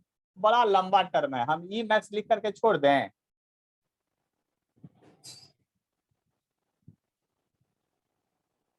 Intensity maximum नहीं, बहुत लंबा हो जाता है लिखते लिखते। Electric field intensity is maximum. अब बताइए मैक्सिमा का कंडीशन, मतलब इलेक्ट्रिक फील्ड इंटेंसिटी को मैक्सिमम करना है। आप फार्मूला क्या होता है हमको याद है, Q x by 4 pi epsilon naught X square plus A square है ये, उसका 3/2। यहाँ ये बताइए इलेक्ट्रिक फील्ड इंटेंसिटी का वैल्यू मैक्सिमम निकालना है, मैक्सिमम वैल्यू कहाँ है, वह पोजीशन निकालना है। तो अभी जो यहाँ इलेक्ट्रिक फील्ड इंटेंसिटी है ना, वह इलेक्ट्रिक फील्ड इंटेंसिटी जो है उसका पोजीशन निकालना है। तो इलेक्ट्रिक फील्ड इंटेंसिटी किस पर डिपेंड कर रहा है? चार्ज पर डिपेंड कर रहा है कि डिस्टेंस पर कि रेडियस पर? ये बताइए। मतलब मैक्सिमम का जो पोजीशन फाइंड कर रहा है उसके लिए से डिपेंड तो सब पर कर रहा है, लेकिन मैं ये पूछ रहा हूँ कि इलेक्ट्रिक फील्ड इंटेंसिटी का जब मैक्सिमम वैल्यू निकालने जा रहे हैं तो पोजीशन की बात कर रहे हैं। तो पोजीशन के रिस्पेक्ट में निकालना चाह रहे हैं, इसलिए अभी सिर्फ वेरिएबल पोजीशन होगा, बाकी सबको कांस्टेंट मानेंगे। और मैक्सिमम मिनिमा का कंडीशन आप लोग को याद होगा, है ना? अगर नहीं याद है तो बोलिए, हम यहाँ हिंट में समझा देते हैं, है ना? देखिए हम सिंपल यहाँ हिंट कर रहे हैं, बस समझ लिए, हिंट में समझा रहे हैं। हिंट में मैं ये समझा रहा हूं कि आप एक्स वाई का एक ग्राफ खींचिए, वाई एक्स का ग्राफ। क्या कीजिए? वाई एक्स का ग्राफ खींचिए। जैसे ही वाई एक्स का ग्राफ खींचिएगा तो बात समझ लीजिए अच्छी तरह से, अपने मन से कोई एक ग्राफ खींच दीजिए, जैसा मन तैसा, उसमें ऐसा स्ट्रेट लाइन नहीं, कर्व वाला। तो ऐसे करके ऐसे ग्राफ खींच दिए, लेकिन याद कीजिए जहां पर ये ग्राफ मैक्सिमम वैल्यू पर गया है, जहां एकदम मैक्सिमम वैल्यू पर ग्राफ है, वहां पर ग्राफ जो है स्लोप उसका निकालिएगा, स्लोप ऑफ ग्राफ निकालिएगा तो हॉरिजॉन्टल हो जाएगा। और हॉरिजॉन्टल स्लोप ऑफ ग्राफ का वैल्यू क्या होगा? 0 होगा। यानी इस पोजीशन पर, मैक्सिमम पोजीशन पर जहां ग्राफ मैक्सिमम पहुंचा, वहां D by by D x, यानी स्लोप ऑफ ग्राफ को D by by D x लिखते हैं, इसी को tan थीटा भी लिखते हैं, इसका वैल्यू 0 है। यानी देखिए इसको हम बहुत ज्यादा, इसमें बहुत सारा कॉन्सेप्ट है, उस कॉन्सेप्ट को डेवलप नहीं करना चाह रहे हैं अभी। हम सीधा ये आपको समझाना चाह रहे हैं कि जहां पर मैक्सिमम वैल्यू निकालना हो, वहां पर स्लोप ऑफ ग्राफ यानी डिफरेंशिएशन उसका 0 होगा। यहाँ फंक्शन बाई और एक्स था, लेकिन इस कंडीशन में फंक्शन क्या है? इलेक्ट्रिक फील्ड डिपेंड कर रहा है डिस्टेंस पर, यानी बाई के बदले यहाँ इलेक्ट्रिक फील्ड आएगा, और एक्स के बदले तो एक्स ही माना हुआ है। यानी कि अब लिखते हैं वो पॉइंट, वो समझिएगा। अब ये हिंट में पॉइंट था, ये आपको डेरिवेशन के साथ नहीं जाएगा, ये हिंट में था, आप लोग को भूल गए होंगे इसलिए ध्यान दिलवाए हैं। तो यानी फॉर इंटेंसिटी बी मैक्सिमम, यानी फॉर इंटेंसिटी बी मैक्सिमम आपको क्या लिखना है? D E by D x का वैल्यू हर हाल में 0 होना चाहिए। डी बाई डी एक्स का वैल्यू हर हाल में क्या होना चाहिए? 0 होना चाहिए। इस बात को समझ लीजिए अच्छी तरह से। तो इलेक्ट्रिक फील्ड इंटेंसिटी की जब बात कीजिएगा यहाँ पर, तो अच्छी तरह से समझ लीजिए हम क्या कहना चाहते हैं। क्यू एक्स 4 पाई एक्स स्क्वायर प्लस ए स्क्वायर का 3/2 होगा। अब जरा गौर से समझिएगा अच्छी तरह से, है ना? यहाँ पर जो कांस्टेंट टर्म है उसको पहले निकाल लेते हैं। q/4 पाई एप्सिलॉन कांस्टेंट है, उसको बाहर निकाल लेते हैं।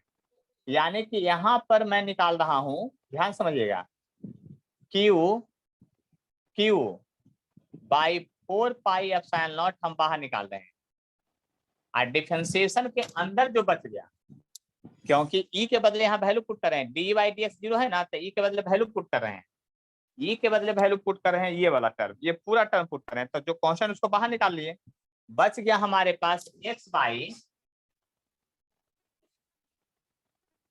एक्स स्क्वायर प्लस ए स्क्वायर का पावर -3/2 ब्रैकेट बंद बाई dx, इसका वैल्यू 0 हो गया है। मतलब हम उसका कांस्टेंट निकाल दिए बाहर, और e का वैल्यू पुट कर दिए उस मेथड में। अब देखिए जैसे ही पुट किए तो ये वाला कांस्टेंट वैल्यू उधर जब जाएगा तो उसको 0 कर देगा। देख लीजिए ध्यान से। अब u/v का डिफरेंशिएशन का फॉर्मूला याद है आप लोग को? तो u/v के फॉर्म से डिफरेंशिएट हुआ। u/v का डिफरेंशिएशन का रूल है v, मतलब उसको डिफरेंशिएट कर रहे हैं इस टर्म को, ये जाके उधर 0 हो चुका है, इसको सिर्फ डिफरेंशिएट कर रहे हैं, ये वाला टर्म उधर ले जाएंगे तो 0/समथिंग 0 होगा। अब यहाँ पर हम लोग डिवाइड करेंगे तो देख लीजिए ध्यान से क्या होगा।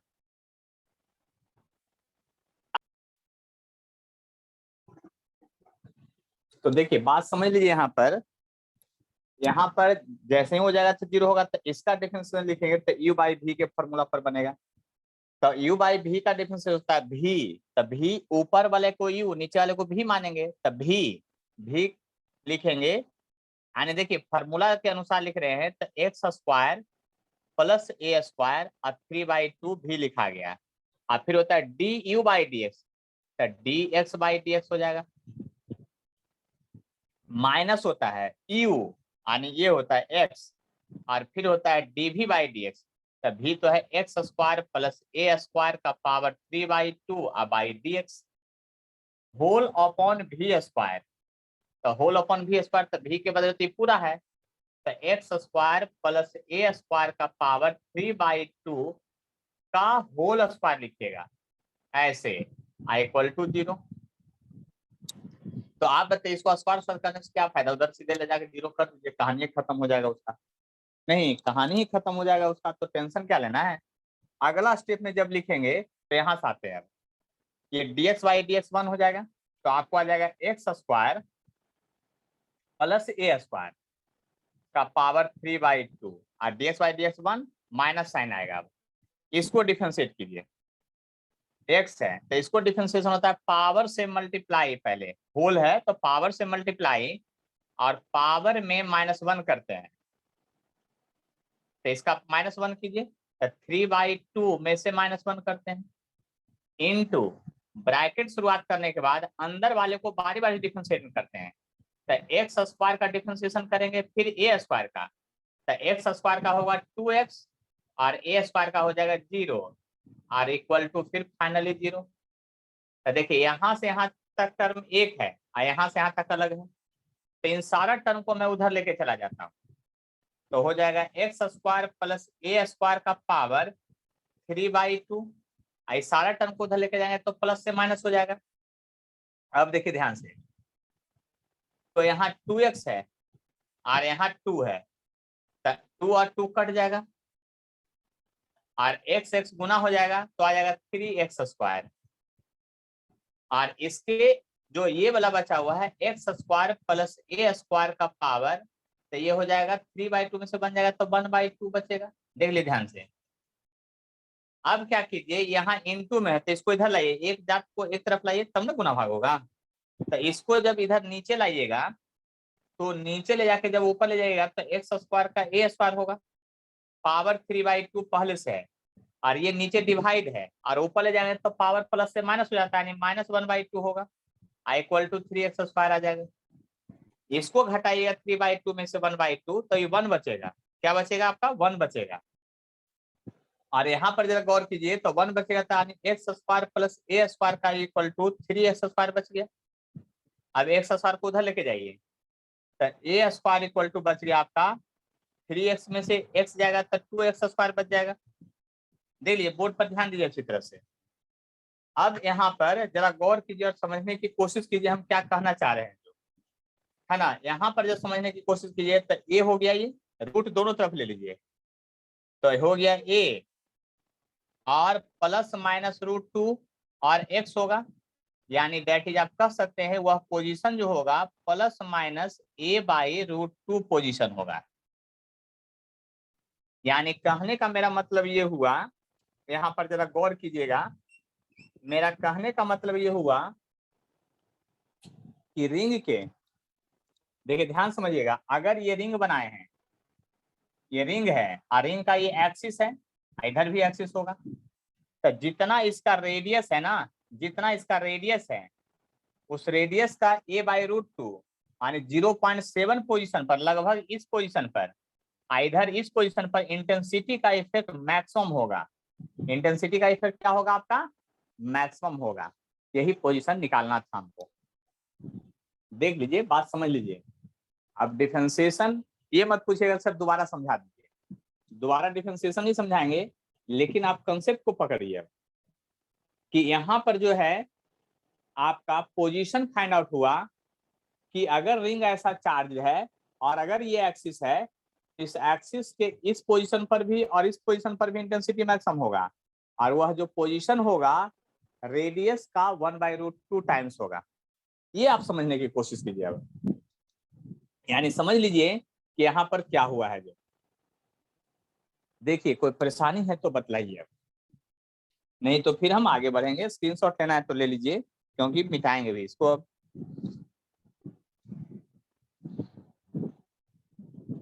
हम बोलेंगे नहीं, अपने मन से ले लीजिए, जब हम साइड हो जाएं तो देख लीजिए ध्यान से।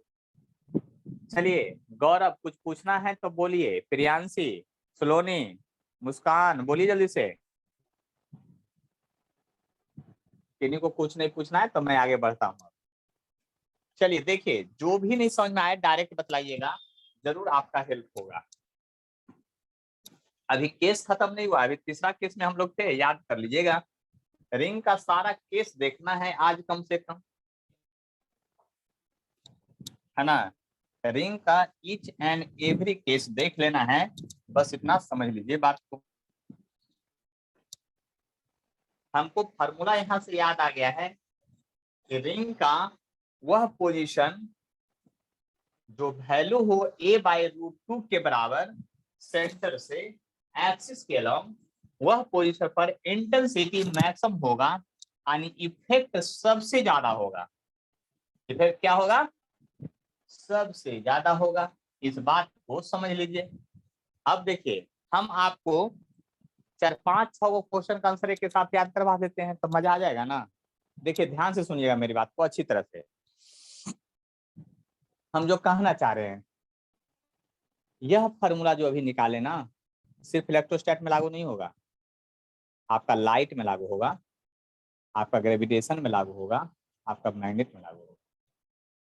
देखिए कैसे, अगर ग्रेविटेशन में ये क्वेश्चन पूछा भी है तो देखिए क्वेश्चन में क्या होगा कि वहां पर एक रिंग वाला मास दे देगा, उस मास के चलते ग्रेविटेशनल फील्ड कहां पर मैक्सिमम होगा। एक रिंग लाइक स्ट्रक्चर दे दिया और उस रिंग का मास के प्रॉपर्टी के चलते, मास के चलते जो फील्ड होता है, जैसे पृथ्वी हम लोग को फील्ड लगाता है ना, ग्रेविटेशनल फील्ड यानी खींचती है हम लोग को, वही तो फोर्स है, क्योंकि हम मास है, पृथ्वी के पास मास है, इसलिए दोनों को खींच लेता है। चार्ज पर फोर्स लगाता है, मास पर फोर्स लगाएगा, मैग्नेट पे फोर्स लगाएगा। तो बात समझिए यहाँ पर ध्यान से अच्छी तरह से। हम ये कहना चाह रहे हैं, अगर ये रिंग है कोई और उसका मास है, और मास के चलते भी फील्ड कहां पर मैक्सिमम होगा, तो यही होगा। बात समझ लीजिए। लाइट है, एक आप क्या कीजिए, एक मिनट तो घर में कर सकते हैं आप, खुले आसमान में छत पर कीजिएगा और रात के अंधेरे में कीजिएगा। एक ट्यूब लाइट ऐसा कुछ सोचिए, बनाइए कि ये ट्यूब लाइट एकदम सर्कुलर हो, ठीक है। उस ट्यूब लाइट सर्कुलर में एक छड़ी ऊपर से डाल दीजिए, और जब छड़ी पर स्टडी कीजिएगा ना, तो आपको दिखेगा कि रिंग के सेंटर से कुछ दूरी ऊपर पर वहां पर लाइट जो है मैक्सिमम है। मतलब सेंटर पर नहीं लाइट मैक्सिमम है, यहाँ पर लाइट मैक्सिमम है, और फिर ऊपर लाइट घटने लगा। ये एक्सपेरिमेंट तो आप घर में भी कर सकते हैं, आपको दिख जाएगा कि कहां पर मैक्सिमम इंटेंसिटी है, क्योंकि फार्मूला मैथमेटिकल जो एक्सप्रेशन है वो गलत साबित नहीं कर सकते हैं आप, और ये गलत चीज बता भी नहीं सकता है, क्योंकि एक्सप्लेन करके निकालने हैं आप। तो बहुत जगह ये सब लागू होगा, बस समझ लीजिए बात को। आपका ग्रेविटेशन में भी सेम फार्मूला सब डिराइव होता है, इसीलिए बोले कि ग्रेविटेशन अगर पढ़ा हुआ रहता तो यहाँ पर मजा आ जाता आप लोग को, लेकिन नहीं पढ़ा हुआ है, कोई भी बात नहीं, हम सबको एक्सप्लेन कर ही दे रहे हैं। देखिए अब जरा गौर कीजिएगा हम क्या क्या कहना चाह रहे हैं, जो यहाँ ध्यान से समझिएगा। हम ये कहना चाहे उसी केस का हम चौथा केस का ही जो भी है उसको हम बना रहे हैं। हम कहना चाहे कि ये रिंग जो है, इस रिंग के चलते आपको, इस रिंग के चलते, चार्ज रिंग के चलते फील्ड का जो इंटेंसिटी है, ऐसे अगर रेडियस ए है यहाँ पर और रिंग जो है आपका पॉजिटिवली चार्ज है, तो यह पोजीशन जो x बराबर +a/√2 है और यह पोजीशन x = -a/√2 है, उस पोजीशन पर इंटेंसिटी आपका मैक्सिमम होगा। क्या होगा? मैक्सिमम होगा, दोनों पोजीशन पर, दोनों तरफ होगा। आए बस समझ में? तो इसका ग्राफ कैसा जनरेट होगा, इसका ग्राफ की बात करते हैं। इस इलेक्ट्रिक फील्ड का और पोजीशन के वर्सेस में ग्राफ लिखना चाहते हैं, ग्राफ, और x के टर्म में। इधर x है तो x जैसे जैसे एक्सिस के अलॉन्ग जा रहे हैं, या हो सकता है कॉम्पिटिटिव एग्जाम में हम जहां x सब जगह माने वहां r मान को क्वेश्चन पूछे, लेकिन क्वेश्चन तो वही पूछेगा ना, r माने x माने बात बराबर है, कोई टेंशन थोड़ी लेना है आपको। तो यहाँ पर देखिए, यहाँ पर 0 इंटेंसिटी है, यहाँ पर मैक्सिमम है, फिर इंफिनिटी पर 0 है। इसका ग्राफ कैसा होगा? अगर इस क्वाड्रेंट में ग्राफ खींचते हैं तो ग्राफ जो होगा आपका इस तरह से होगा,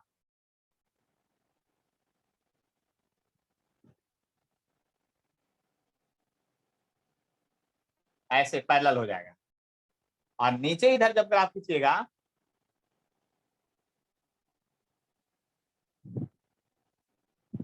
ऐसे होगा। आए बात समझ में? यानी इलेक्ट्रिक फील्ड इंटेंसिटी का ग्राफ जो होगा आपका यहाँ पर, यही हुआ आपका पोजीशन a/√2 का, और यहाँ जो पोजीशन हो गया -a/√2 का हो गया। और इलेक्ट्रिक फील्ड इंटेंसिटी की जो अभी वैल्यू निकाले उसका ग्राफ इस तरह से होगा। थोड़ा ग्राफ पर नजर डाल के रखिएगा अच्छे से, स्किप नहीं कर जाए। हम ये सब भी पूछेंगे, जो पढ़ा रहे हैं उसको पूछेंगे ना कि नहीं पूछेंगे, ये बताइए आप लोग। ये हुआ। अब अगला केस में आते हैं, बहुत सारा केस बाकी है, टेंशन मत लीजिए। अब देखिए, यह एक केस है जो नीट में क्वेश्चन में आया था, वह केस चौथा है। केस में जो है केस फोर्थ की बात कर रहे हैं, उस केस की बात करते हैं। नीट में क्वेश्चन पूछा था कि एक रिंग है ना, एक रिंग है, उसमें से थोड़ा सा कहीं पर रिंग को कट कर दिया गया। क्या कर दिया गया? कट कर दिया गया। और इसका लीनियर चार्ज डेंसिटी लैम्डा दिया था। लीनियर चार्ज डेंसिटी क्या दिया था? लैम्डा दिया था। क्वेश्चन में क्या दिया था? लैम्डा दिया था। और यहां से डीएल पार्ट को बाहर निकाल दिया, रिमूव किया था, सॉरी रिमूव किया है डीएल पार्ट को, डीएल पार्ट ऑफ लेंथ को रिमूव कर दिया। तो कहा रिंग के सेंटर पर इलेक्ट्रिक फील्ड क्या होगा ये बताइए। यानी रिंग पर पूरा चार्ज पहले से फैला हुआ था, जिसका लीनियर चार्ज डेंसिटी लैम्डा दे दिया था, लीनियर चार्ज डेंसिटी लैम्डा दे दिया था। और कहा डीएल पार्ट ऑफ लेंथ को बाहर निकाल दिए, तो सेंटर पर इंटेंसिटी क्या होगा? तो रिंग के सेंटर, पूरा रिंग जब रहता था, पूरा रिंग, तो सेंटर पर इंटेंसिटी 0 हो जाता था। सेंटर पर इंटेंसिटी क्या हो जाता है? 0 हो जाता है। क्यों 0 हो जाता था? तो डायमेट्रिकली अपोजिट पॉइंट का इलेक्ट्रिक फील्ड दूसरे को कैंसिल कर दे रहा था। लेकिन जब इसको हटा दिए तो इसके डायमेट्रिकली जो अपोजिट पॉइंट होगा ये वाला जो होगा इलेक्ट्रिक फील्ड के डायमेट्रिकल अपोजिट पॉइंट, ये वाला जो पार्ट होगा, डीएल पार्ट निकालें, उसके जस्ट अपोजिट भी डीएल पार्ट होगा। उसके चलते तो फील्ड अब 0 नहीं होगा, क्योंकि उसको अपोज करने वाला रिंग हट गया इधर से। इसलिए इसके चलते जो इलेक्ट्रिक फील्ड होगा यहाँ पर, ये क्योंकि छोटा सा पीस हटाए हैं इसलिए डी होगा। और अगर ये पॉजिटिव चार्ज है तो सेंटर से बाहर क्यों निकलेगा इलेक्ट्रिक फील्ड? तो इस डी का वैल्यू क्या होगा? तो ये तो रिमूव हो गया, तो डीएल पार्ट उतना ही इधर बचा। तो इस डीएल पार्ट के चलते हमको चार्ज पहले निकालना है। तो linear charge density, linear charge density lambda का जो फॉर्मूला पढ़े थे डी क्यू बाई डीएल पढ़े थे आप, इसलिए डी क्यू बराबर हो गया लेमडा इंटू डीएल हो गया। बात समझ लीजिए अच्छी तरह से, बिल्कुल अच्छी तरह से समझ लीजिए, तब जाके मजा आएगा, अन्यथा तो मजा नहीं आएगा, है ना। बात समझ लीजिए अच्छी तरह से, यानी कि बात को समझने की कोशिश कीजिए अच्छी तरह से, हम क्या कहना चाह रहे हैं। लेमडा इंटू डीएल, ठीक है, लेमडा इंटू डीएल, बात को समझ लीजिए अच्छी तरह से, आए बात समझ में। तो अब डी क्यू निकल गया, तो इलेक्ट्रिक फील्ड तो छोटा है, तो वही होगा D Q by 4 pi epsilon not distance का स्क्वायर। तो बताइए डी क्यू यहाँ है और यहाँ पर इलेक्ट्रिक फील्ड निकालना है सेंटर पर, तो यहाँ से दूरी कितना होता है? रेडियस के बराबर होता है। रेडियस यहाँ पर सभी जगह हम ए माने थे, इसलिए ए स्क्वायर होगा। अब देखिए डी क्यू वाले लेमडा डीएल भी लिख सकते हैं, जैसा क्वेश्चन में रहेगा वैसा लिख सकते हैं, टेंशन क्या लेना है, सोच लिए ध्यान से। तो यानी कि चौथा केस भी आप लोगों को समझ में आ गया होगा अच्छी तरह से हम क्या कहना चाह रहे हैं जो। अब देखिए आगे बढ़ते हैं फिर से अगला केस में, है ना। यानी रिंग के चलते हम लोग सेंटर पर निकाल लिए, इन्फिनिटी पर निकाल लिए, मैक्सिमम वैल्यू निकाल दिए, और स्मॉल पीस कट के चलते भी निकाल दिए। समझ लिए बात को, इतना पीस हम लोग इतना समझ लिए हैं। अब आगे समझते हैं थोड़ा सा पांचवा केस में। अब ऐसा नहीं कि जितना केस हम बताएंगे वहीं से क्वेश्चन आएगा, ऐसा भी गारंटी नहीं। आप अपना दिमाग लगाने के लिए सीखिए कि अगर कोई नया क्वेश्चन रहेगा तो हम उसको कैसे सोल्व करेंगे, है ना। अब इस रिंग है, ये पॉजिटिवली चार्ज रिंग है। कैसा था? पॉजिटिवली चार्ज रिंग है ऐसे, और दूसरी तरफ तो थोड़ा डॉटेड लाइन के बाद ऐसे ऐसे लाइन दिखाएंगे। अब अगर ये पॉजिटिव चार्ज रिंग है तो इसका इलेक्ट्रिक फील्ड का स्थिति समझना चाहते हैं, यानी कि इलेक्ट्रिक फील्ड का समझना चाहते हैं कि आखिर क्या हो सकता है। तो अभी तो बोले थे इलेक्ट्रिक फील्ड कभी बाहर क्यों नहीं निकलेगा, सीधा सेंटर से लाइन निकलेगा ऐसे, पैरेलल निकलेगा इधर की ओर, क्योंकि पॉजिटिव है तो बाहर सीधा दम एक्सिस के लॉन्ग निकलेगा। इधर भी सीधा एक्स, क्योंकि सेंटर से यहाँ नहीं बनाएंगे क्योंकि रिंग 3D में है, इसीलिए इधर क्यों निकलेगा, इधर क्यों निकलेगा, इधर क्यों निकलेगा, यानी कि एक्सिस के अलोंग इलेक्ट्रिक फील्ड ऐसा निकलेगा, समझे ना, ऐसा इलेक्ट्रिक फील्ड का डायरेक्शन यही रहेगा, लेकिन इंटेंसिटी इस पोजीशन और मैक्सिमम था। अब उस रिंग के जो रिंग का जो 3D फिगर है, जो इलेक्ट्रिक फील्ड इंटेंसिटी दिखाए है ना, उस पर हम कोई काम करना चाहते हैं। हम अगर मैं इस पर एक पॉजिटिव चार्ज रख दूं, पॉजिटिव चार्ज रख दूं और या एक नेगेटिव चार्ज रख दूं, देख लिया दो बार, दो कंडीशन हम स्टडी करेंगे। अगर पॉजिटिव चार्ज रिंग के एक्सिस पर पॉजिटिव चार्ज रखेंगे, यानी सेम चार्ज, लाइक चार्ज इसको कहते हैं, if like charge placed on the axis of ring,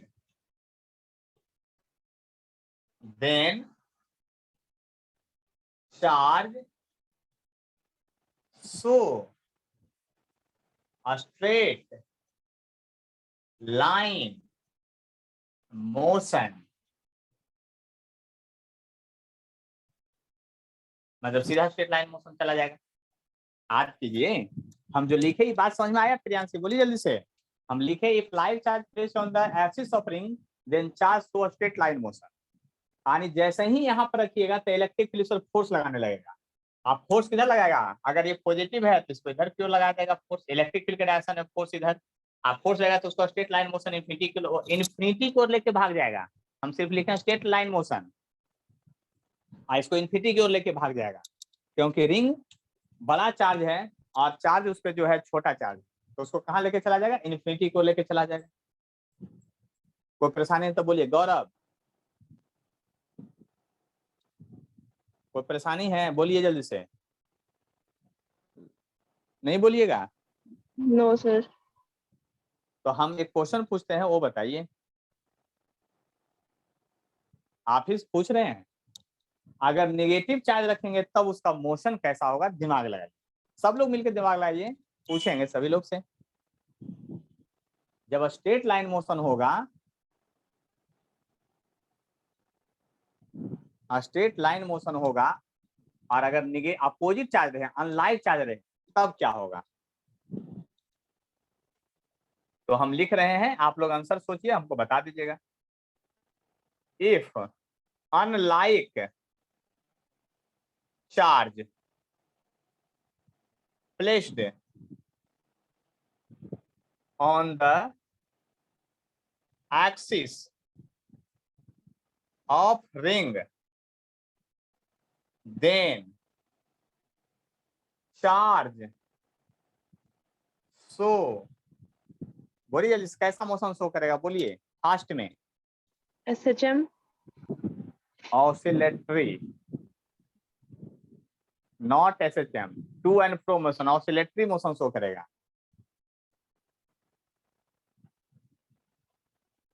oscillatory motion, oscillatory motion को टू एंड फ्रो, ये एक ही साथ लिखा था, याद कीजिएगा, टू एंड फ्रो एक साथ लिखा था always, to and fro motion, आने की चार्ज पार्टिकल जो है to and fro motion show करेगा। क्यों शो करेगा वो सुनिए ध्यान से, समझिए मेरी बात को। जब यहाँ पर ये अपोजिट चार्ज रख दिए ना, तो इस पर फोर्स लगेगा इधर की ओर, F बराबर QE, लेकिन जैसे ही सेंटर पर आइएगा तब फोर्स हो जाएगा 0। क्यों, क्योंकि QE इलेक्ट्रिक फील्ड 0 हो जाता है। लेकिन यहाँ पर रिंग इस नेगेटिव चार्ज को अपनी ओर खींच रहा था एक्सिस के लॉन्ग,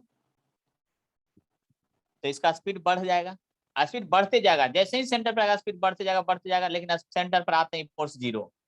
लेकिन फोर्स ना 0 या मोशन थोड़ी 0 हुआ, उसका स्पीड मेंटेन्ड है। अब वह अपने मोशन के कारण, अपने मोमेंटम के कारण ये रुकेगा नहीं सेंटर पर, आगे बढ़ना शुरुआत करेगा तेजी से। लेकिन जैसे ही तेजी से आगे बढ़ना शुरुआत करेगा, ये नेगेटिव चार्ज यहाँ आ गया, मान लेते हैं चार्ज नेगेटिव जैसे ही यहाँ पर आया, सेंटर से आगे बढ़ा, यह इलेक्ट्रिक फील्ड फोर्स इस पर इधर लगाने लगा, की बात। लेकिन अपने मोमेंटम के कारण, अपने स्पीड के कारण आगे बढ़ता जा रहा था, फोर्स पीछे लगता जा रहा था कि मजबूरन इस चार्ज को कहीं ना कहीं जाके रुकना पड़ेगा जहां वेलोसिटी 0 हो जाएगा।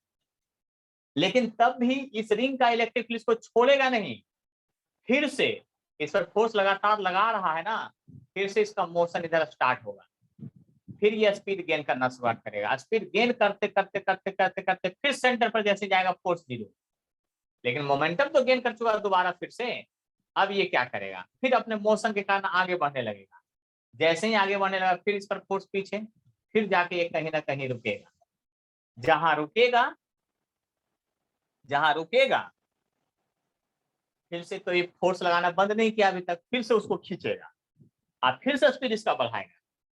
यानी आप सोच लीजिए कि यहाँ क्या क्या हो रहा है, यानी टू एंड फ्रो मोशन होने लगा, आगे पीछे का मोशन होने लगा, ऑसिलेटरी मोशन होने लगा। अब एसएचएम का कंडीशन क्या है उसको ध्यान दीजिए।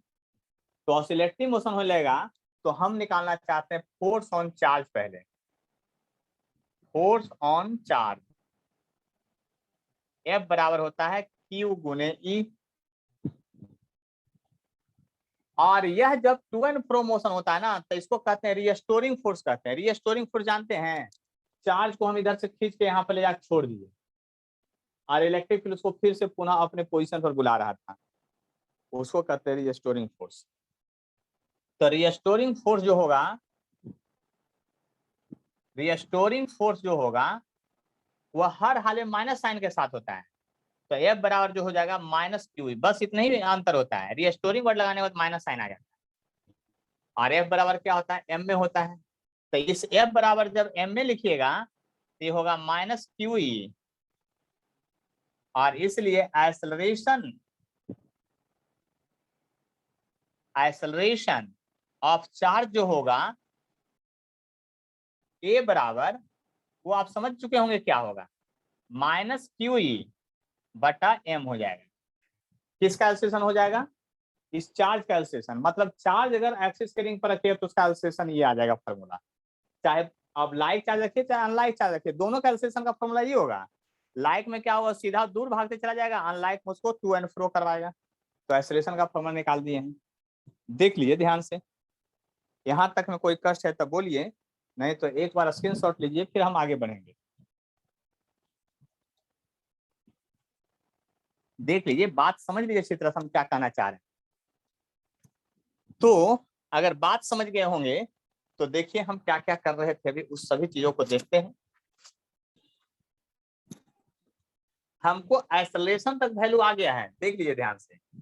आप लोग भी समझ गए होंगे कि एक्सेलरेशन क्यों हो रहा है, कैसे आ रहा है। अब देखिए ना, हम लोग कहाँ हैं, इलेक्ट्रोस्टैट में है कि 11th में है, 11th में किस टॉपिक पे है, वो सब बात को जरा समझने की कोशिश कीजिए, है ना। यहाँ पर जो है आपका हर हाल में अब एक्सेलरेशन आ गया है आपको, और एक्सेलरेशन का फॉर्मूला हमको याद हो गया क्या, minus q E by mass. Acceleration का फॉर्मूला हमको मालूम हो गया 100%।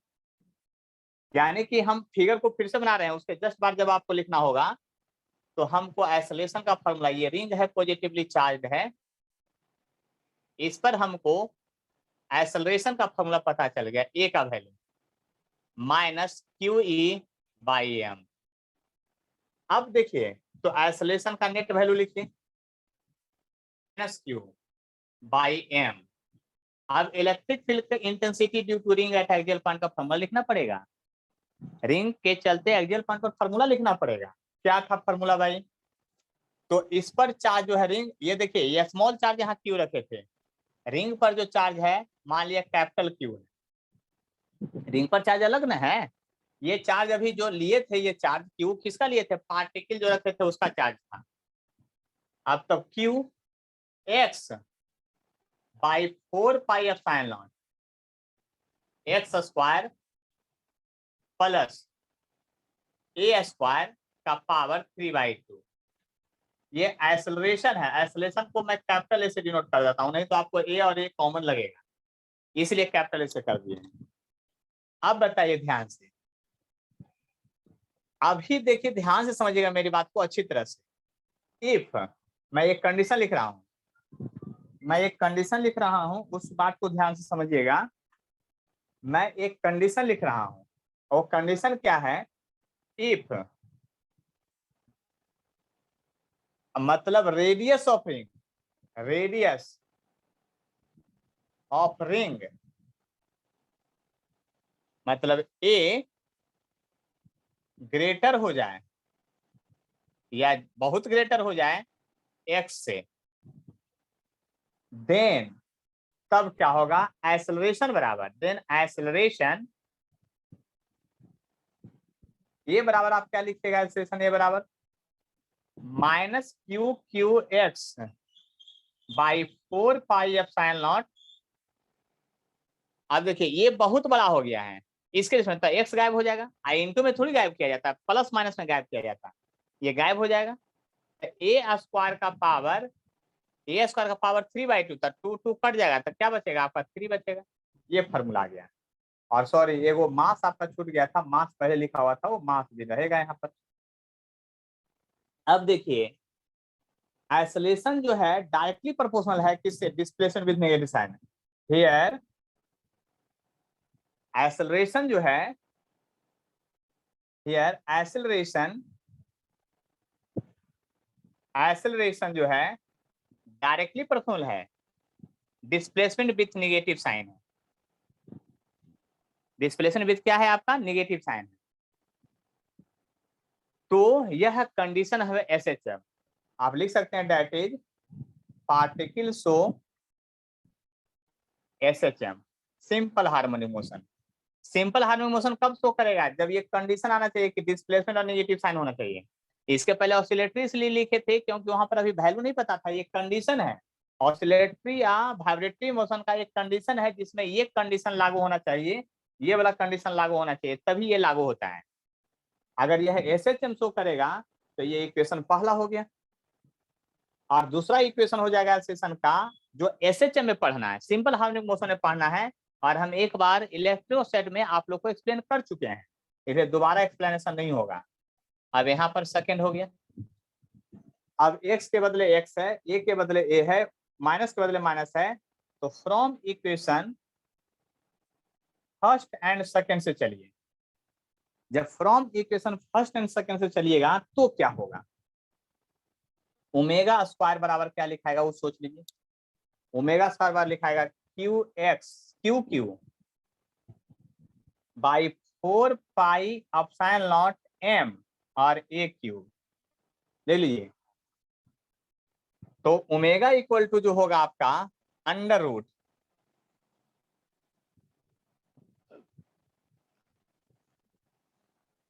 क्यू क्यू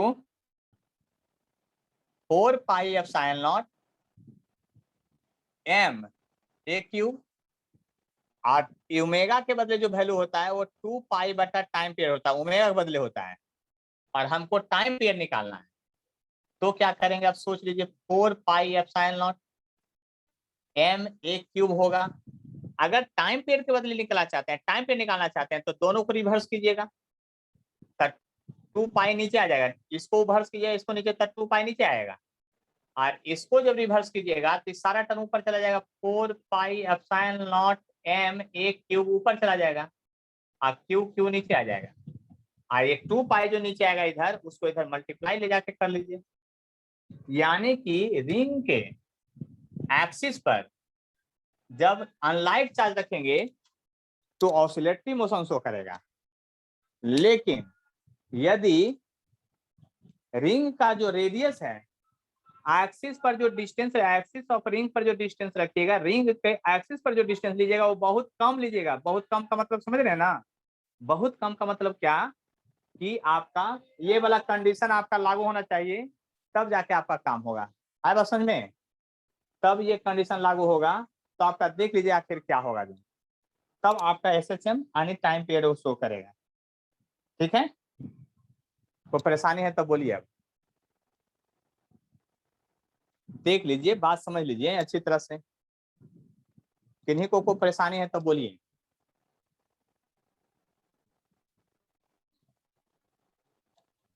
कोई परेशानी बोलिए जल्दी से। No, sir. तो आज बहुत देर पढ़ लिया आप लोग, अब नहीं थक गए होंगे यस सर, बहुत ज्यादा। बहुत ज्यादा। और फिजिक्स भी बहुत अपने लेवल में आ गया है अब, नहीं एनसीईआरटी तो इजी इजी निकल गया, आप लोगों को पता नहीं चला। लेकिन एनसीईआरटी के एवज जब बढ़े हैं कॉम्पिटिटिव लेवल में तो देख लीजिए कि कितना पढ़ना है ना। और हम तो पिछले क्लास में बताए थे, है ना, कि कंपटीशन के लिए अलग से हम ऑनलाइन बैच भी चालू, ऑफलाइन तो बैच चालू होगा ही, ऑनलाइन भी बैच चालू होगा कंपटीशन के लिए अलग से। उसका टाइम रात में रखेंगे 9 बजे से या 10 बजे से, है ना, वो चालू करेंगे हर हाल में। आप लोग को या फिर कोई भी नया लोग जो पढ़ना चाहते हैं उसमें फी बहुत कम रखेंगे, है ना। और वह जो बैच है होली तक खत्म हो जाएगा ऑनलाइन में भी, होली के पहले तक, है ना। जिनको आपको पढ़ना होगा उनको ये नंबर जरूर दे दीजिएगा, है ना। वो व्हाट्सएप पर मैसेज करेंगे, है ना, या फोन भी कर सकते हैं, है ना। तब जाके उनको हम सब कुछ फी वगैरह, अभी फी सोचे नहीं है लेकिन बहुत कम फी रहेगा, है ना। लेकिन उसमें पहले, है ना, ये बहुत कम फी रहेगा, बहुत नॉमिनल फी रहेगा, लेकिन उसमें सिर्फ कंपटीशन का क्वेश्चन करवाएंगे। थ्योरी पढ़ाएंगे लेकिन थ्योरी इतना मतलब लिख लिख के नहीं पढ़ाया जाएगा, मतलब समझाते हुए फार्मूला पढ़ाएंगे और आपका सीधा क्वेश्चन टेकल किया जाएगा। ठीक है, ये भी बैच चालू होगा, जिन लोग को पढ़ना होगा वो जरूर ध्यान देंगे, है ना। तो आज जो है अब क्लास यहीं पे एंड करते हैं। अगले क्लास में हम बताएंगे क्या चीज का, वो समझ लीजिए। सबसे पहला डेरिवेशन करवाएंगे आप लोग का आर्क के चलते, स्टेट वायर के चलते, ये सब का भी बाकी है उन सभी का। फिर स्फेयर में करवाएंगे नॉन कंडक्टिंग स्फेयर का, ये सब का करवाएंगे। तो अगले क्लास में लगभग ये सब डेरिवेशन पानी कर जाएगा, है ना। लेकिन फार्मूला यहाँ तक का हर हाल में आप लोग लर्न करके रखिएगा, किसी भी कंडीशन में, बस इतना ही सोच लीजिए, तभी मजा आएगा, अन्यथा मजा बिल्कुल नहीं आएगा। ठीक है, A to Z फार्मूला याद करके रखना है। तो अब क्लास एंड कर देते हैं।